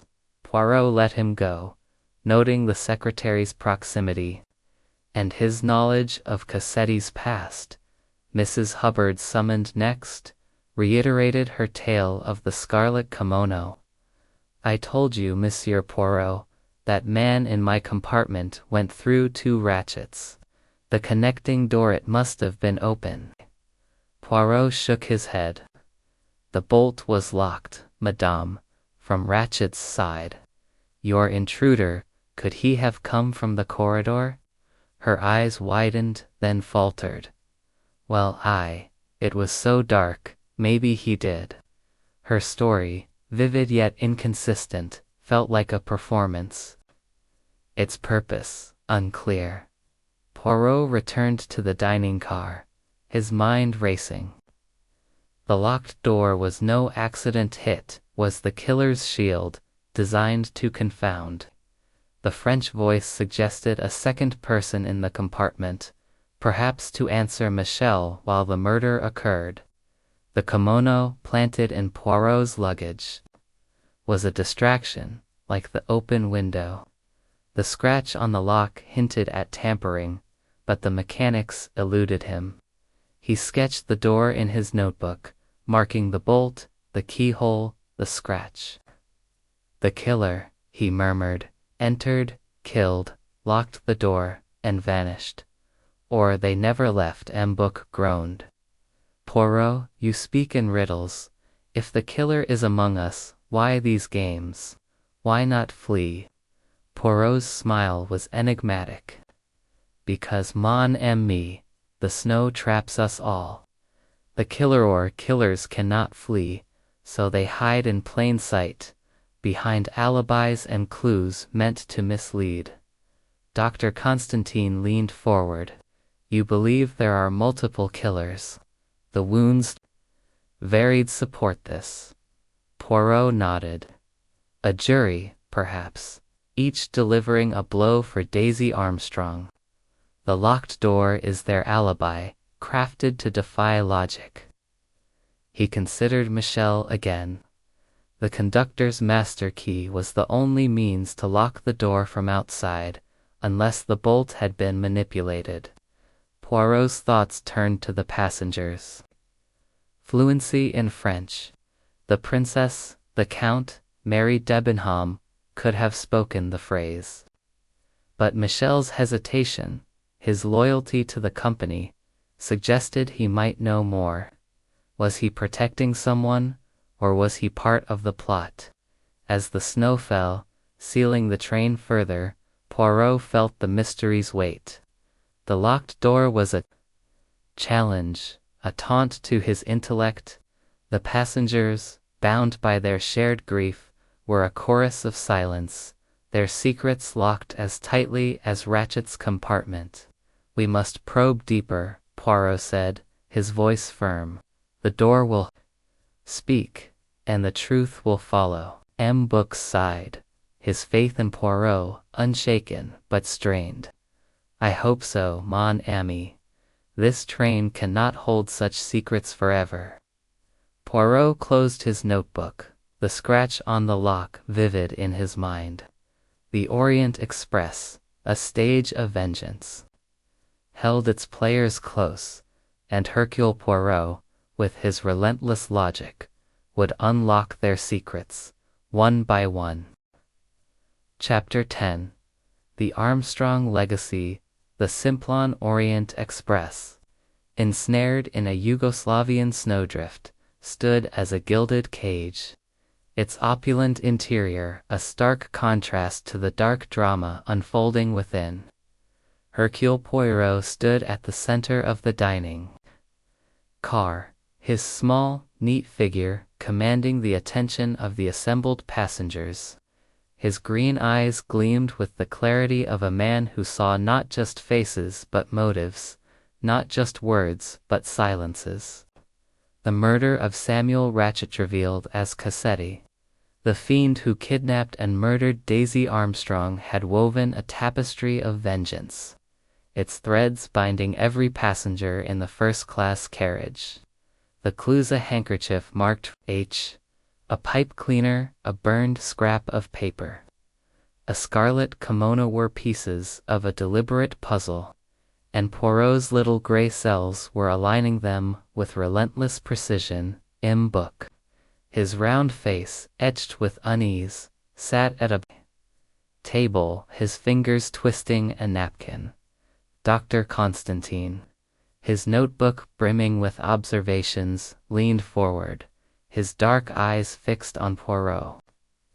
The passengers, summoned to face the detective's accusations, formed a tense tableau. Mary Debenham, her gray eyes wary. Colonel Arbuthnot, his military posture rigid. Princess Dragomirov, her withered face imperious. Mrs. Caroline Hubbard, her mink coat trailing. Greta Olson, clutching her Bible. Antonio Foscarelli, his smile forced. The Count and Countess Androni, their elegance a polished shield. Hector McQueen, his spectacles glinting nervously, and Hildegard Schmidt, her gaze downcast. Pierre Michel stood by the door, his conductor's uniform impeccable but his expression strained. Madame et Messieurs, Poirot began, his voice clear and resonant, cutting through the murmur of unease. We stand in the shadow of a crime, a murder planned with the precision of a symphony. Samuel Ratchet was Cassetti, the man who stole Daisy Armstrong, a child whose death shattered a family and those who loved her. You, each of you, are tied to that tragedy, and I believe you are tied to this crime. His words hung in the air, sharp as a blade, drawing gasps and stifled protests. Mrs. Hubbard clutched her throat, her voice rising in a theatrical wail. Monsieur Poirot, that's outrageous. I'm just a poor widow, caught up in this horror. Mary Debenham's lips tightened, her hands clenching, while Colonel Arbuthnot's jaw set, his eyes narrowing. Princess Dragomirov's gaze was unyielding, a silent challenge, and Greta Olson's tears welled anew, her Bible trembling in her hands. Poirot raised a hand, his gesture commanding silence. Permit me to explain. The clues: the handkerchief, the pipe cleaner, the kimono are distractions, meant to obscure, but the wounds, 12 in number, tell a story. Some are fierce, some weak, as if struck by different hands, each with its own resolve. He paced, his steps measured, his voice weaving a spell over the room. Hector McQueen, your father prosecuted Cassetti, his failure a wound that broke him. Mary Debenham, you were governess to Daisy's sisters, witness to their grief. Colonel Arbuthnot, you served with Colonel Armstrong, a brother in arms lost to despair. Princess Dragomirov, Sonia Armstrong was your goddaughter, her pain your own. Mrs. Hubbard, your daughter was Sonia's sister, her life torn apart. Greta Olson, you nursed Daisy, her loss a scar on your heart. Hildegard Schmidt, you cooked for the Armstrongs, a servant bound by loyalty. Antonio Foscarelli, your Chicago past brushes against Cassetti's shadow. The Count and Countess Androni, your presence here is no coincidence, though your ties remain veiled.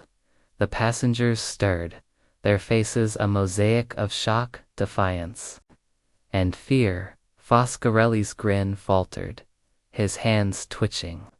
The Countess's fingers tightened on her pearl necklace. McQueen's spectacles slipped, his eyes darting. Poirot continued, undeterred. The locked door, the French voice saying, "Ce n'est rien, the scarlet kimono, these are your tools, crafted to confound. I propose a theory. You acted as one, a jury of 12, each delivering a blow for Daisy Armstrong. The locked door was your alibi, the kimono a flourish to mislead, the French voice a distraction to dismiss Michel. Princess Drago." Voice sliced through, sharp and regal. "Monsieur Poirot, you weave a fine tale, but where is your proof? We are respectable people, not murderers." Her dark eyes held his, unblinking, but Poirot detected a glint of pride, not fear.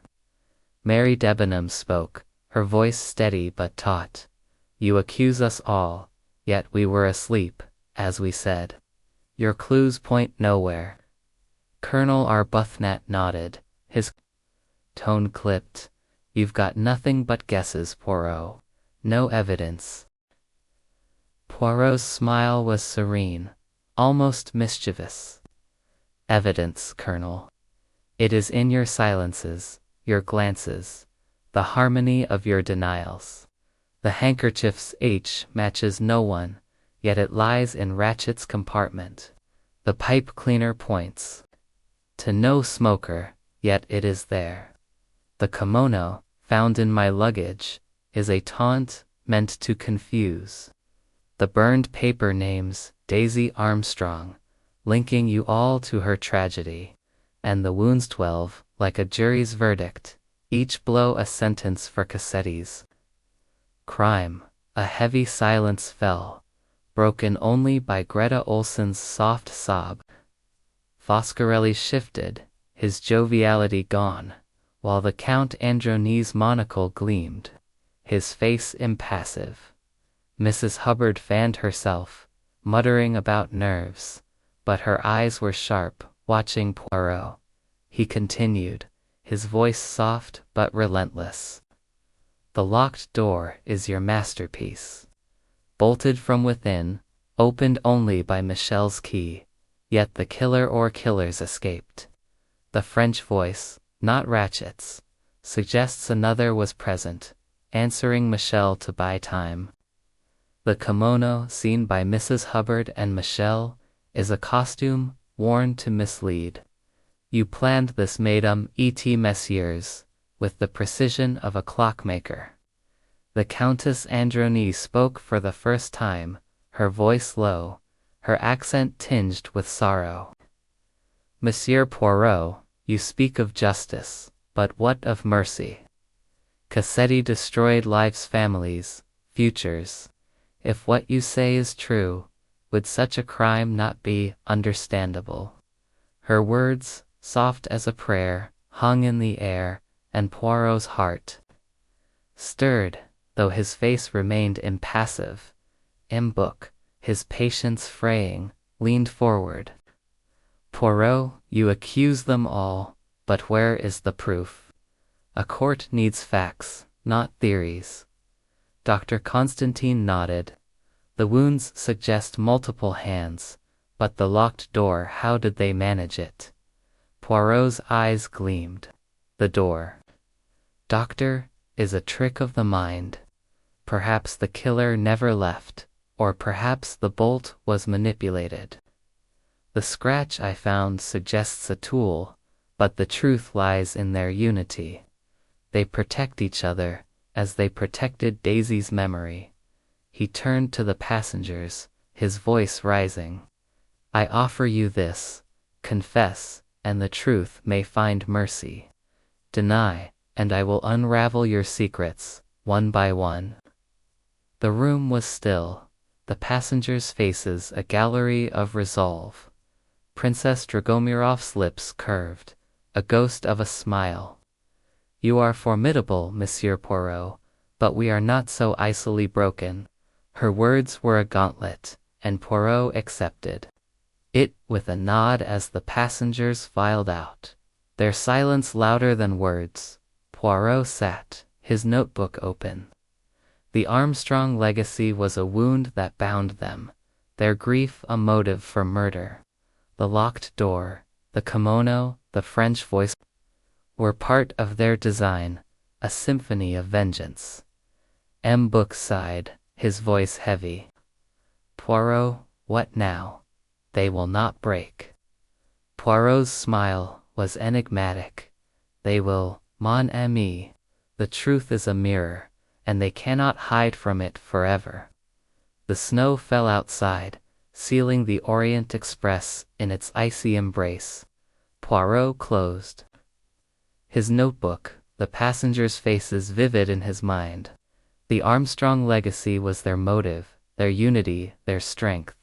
But Hercule Poirot, with his relentless logic, would find the crack in their armor. Chapter 11. Two Solutions. The Simplon Orient Express. Still captive in the Yugoslavian snow, stood as a silent monument to the secrets it harbored. The dining car, its chandeliers casting a muted glow, was Hercule Poirot's final stage, where the threads of Samuel Ratchet's murder, 12 stab wounds, a locked compartment, a web of clues, the handkerchief with its cryptic H, the pipe cleaner, the burned scrap naming Daisy Armstrong, the scarlet kimono planted in Poirot's luggage all pointed to a collective act of vengeance, orchestrated by passengers bound to the Armstrong tragedy. Their alibis, a chorus of denials, had held firm, but Poirot's relentless logic had unraveled their unity. Exposing a truth as intricate as it was profound, Poirot stood before M. Book and Dr. Constantine, the only audience to his denouement, the passengers having been dismissed to their compartments. The dining car was quiet, save for the faint creak of the train against the snow's weight. M. Book's face was a mask of anticipation and dread. His hands clasped tightly, while Dr. Constantine, his notebook closed, watched Poirot with a mix of awe and impatience. The detective's green eyes gleamed, his mustache quivering with the satisfaction of a puzzle nearly solved. "Messieurs," he began, his voice steady and resonant, "we have reached the heart of our mystery. The murder of Samuel Ratchet, alias Cassetti, is no ordinary crime. It is a verdict delivered by those he wronged." He paced, his steps deliberate, his hands clasped behind his back. The clues, at first, seemed chaotic. A handkerchief with an H, a pipe cleaner, a burned paper, a kimono, the locked door, the French voice saying "See, Nestrine," the 12 wounds of varying force designed to confound. But they are not chaos. They are a symphony, each note played by a passenger bound to Daisy Armstrong's tragedy. Hector McQueen, son of her prosecutor, Mary Debenham, governess to her sisters. Colonel Arbuthnot, friend to her father. Princess Dragomirov, her godmother. Mrs. Hubbard, her mother's sister. Greta Olson, her nurse. Hildegard Schmidt, her household's cook. Antonio Foscarelli, touched by Cassetti's shadow in Chicago. The Count and Countess Androni, whose ties, though subtle, link to the same grief. M. Book leaned forward, his voice strained. "Poirot, you say they all killed him, all 12. It is impossible." Poirot's smile was serene, almost indulgent. "Not impossible, mon ami, inevitable. The wounds, some fierce, some hesitance, suggest multiple hands. A jury of 12, each striking for Daisy. The locked door was their shield, manipulated by a tool, perhaps, as the scratch suggests.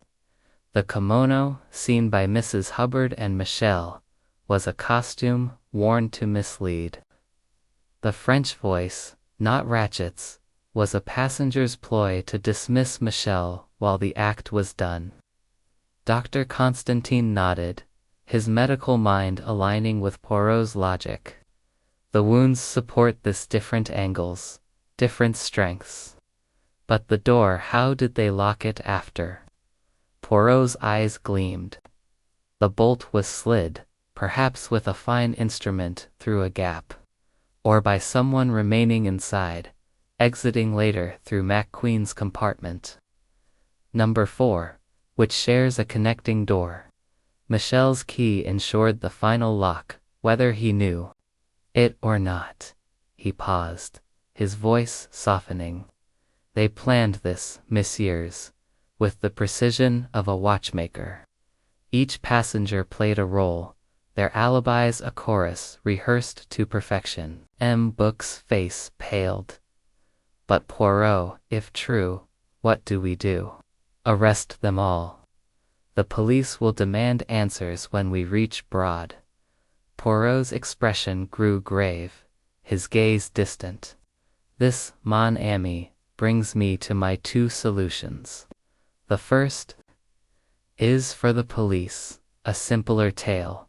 An unknown assassin entered through the open window, killed Cassetti, and escaped, leaving no footprints in the snow of fiction, but tidy, acceptable.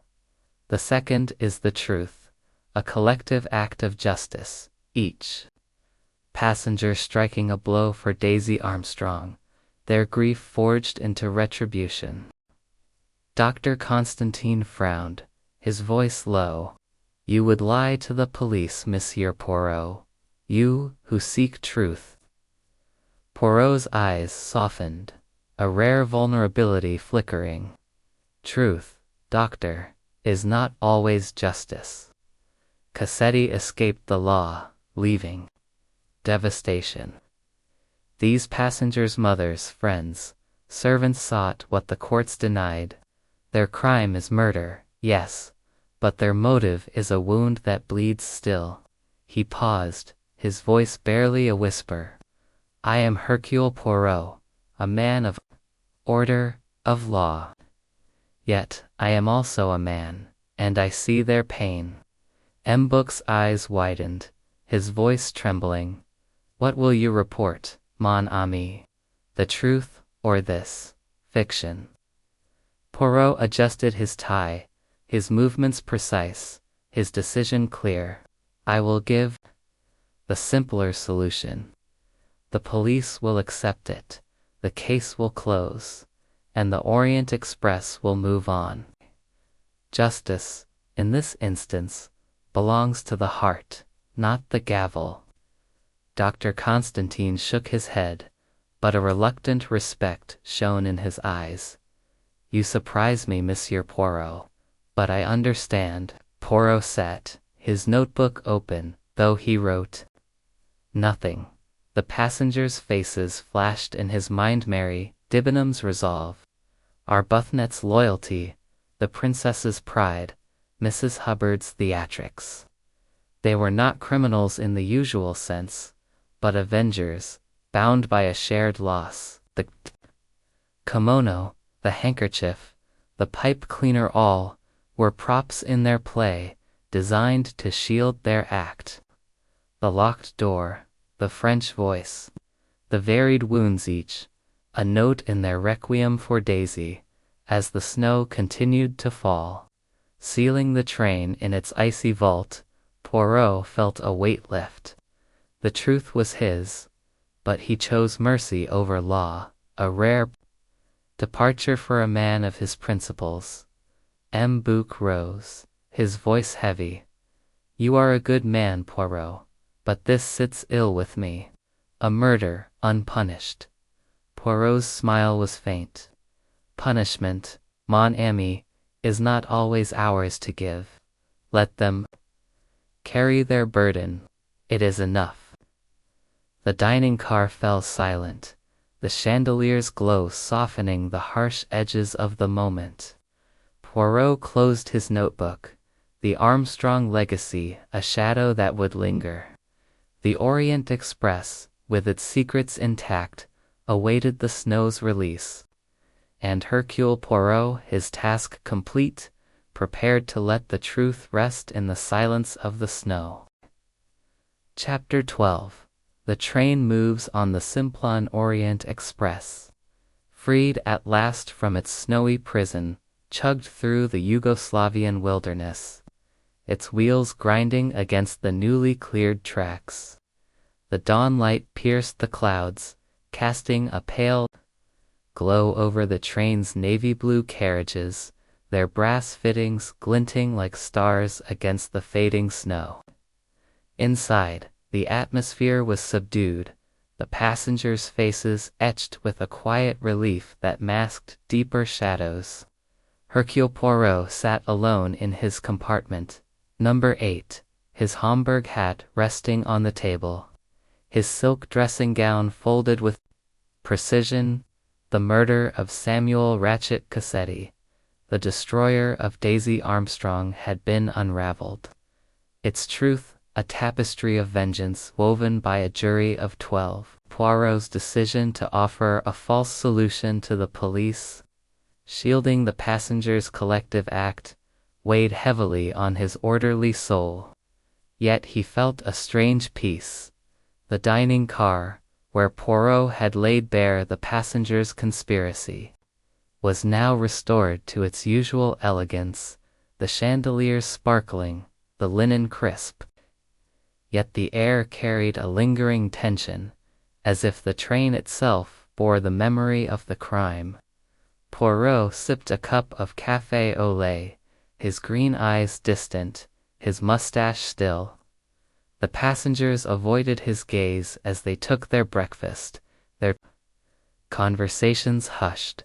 Mary Debenham, her auburn hair neatly pinned, sat with Colonel Arbuthnot, their heads close but their words sparse. Princess Dragomirov, her fur stole draped like royalty, cut her toast with regal precision, her eyes never meeting Poirot's. Mrs. Caroline Hubbard, her voice mercifully subdued, nibbled a croissant, while Greta Olson's Bible lay unopened beside her plate. Antonio Foscarelli, his usual joviality muted, stirred his coffee, and the Count and Countess Androni, their elegance undimmed, exchanged glances that spoke of unspoken gratitude. Hector McQueen, his spectacles polished, sat alone, his fingers no longer fidgeting, as if a burden had lifted. Hildegard Schmidt, serving the princess with quiet efficiency, moved with a newfound calm. Pierre Michel, the conductor, passed through the car, his uniform impeccable, his nod to Poirot brief, but respectful. The passengers, bound by their shared act, carried their secret like a silent vow. And Poirot, the keeper of their truth, felt the weight of his choice. He had presented M'Book and Dr. Constantine with two solutions: the official lion unknown, assassin who entered through the open window, killed Cassetti, and vanished without trace, and the truth, a collective act of retribution by 12 passengers, each striking a blow for Daisy Armstrong. The handkerchief, the pipe cleaner, the scarlet kimono, the locked door, the French voice-all were props in their meticulous play, designed to shield their justice. The varied wounds, the Armstrong connections, the orchestrated alibis had confirmed Poirot's theory, yet he chose the fiction, a rare bending of his moral compass. The police at Broad, when the train arrived, would accept the simpler tale, closing the case without probing the snowbound secrets of the Orient Express. Poirot rose, adjusting his tie with meticulous care, and stepped into the corridor. The train's rhythm, restored after days of stillness, was a soothing counterpoint to his thoughts. He passed Ratchet's compartment, now sealed and empty. Its bloodstains cleaned, but its memory indelible. The scratch on the lock, the bolted connecting door, the kimono's scarlet flashall had been pieces of a puzzle he alone had solved. Yet the solution brought no triumph, only a quiet understanding of the passenger's pain. Outside, the landscape unfolded, the snow giving way to patches of green as the train neared civilization. Poirot stood by a window, watching the world awaken. The passengers, he knew, would carry their act forever, their silence a bond stronger than any confession. Mary Debenham and Arbuthnot, perhaps lovers, would guard their secret with fierce loyalty. Princess Dragomiov's pride, Mrs. Hubbard's theatrics, Greta's tearsal, were facets of their shared resolve. Even Michel, whose hesitation had hinted at complicity, would resume his duties. His loyalty to the Wagonlitz company unshaken. M'Bouk appeared, his face less strained, though his eyes held a question. "Poirot, mon ami, you are certain of this choice?" he asked, his voice low. Poirot's smile was faint, almost wistful. "Certain, Book, Nan, but it is right. Cassetti's crime was a wound that justice could not heal. They found their own." Book nodded, his reluctance fading. "You are a strange man, Poirot, a detective who lets murderers walk." Poirot's eyes twinkled. "Not walk, mon ami. They carry their burden, and that is punishment enough." Dr. Constantine joined them, his medical bag in hand. "The police will meet us at Broad," he said. "Your story, the intruder through the window, will satisfy them." Poirot nodded. "It is simple, tidy. They will ask few questions." Constantine's gaze was searching. "And you, Monsieur Poirot, will you sleep soundly?" Poirot's mustache twitched. "Sleep, doctor? Perhaps not. But my conscience is clear." As the train rolled toward Broad, Poirot returned to his compartment, his notebook untouched. The Armstrong legacy, a tragedy that had birthed this crime, would fade into the train's history, its truth known only to him, Book, and Constantine. The passengers, their justice served, would scatter across Europe, their lives forever marked by their act. Poirot adjusted his cufflinks, his movements precise, his mind at rest. The Orient Express, its secrets buried in the snow, moved on, carrying Hercule Poirot toward Paris and whatever mysteries awaited next.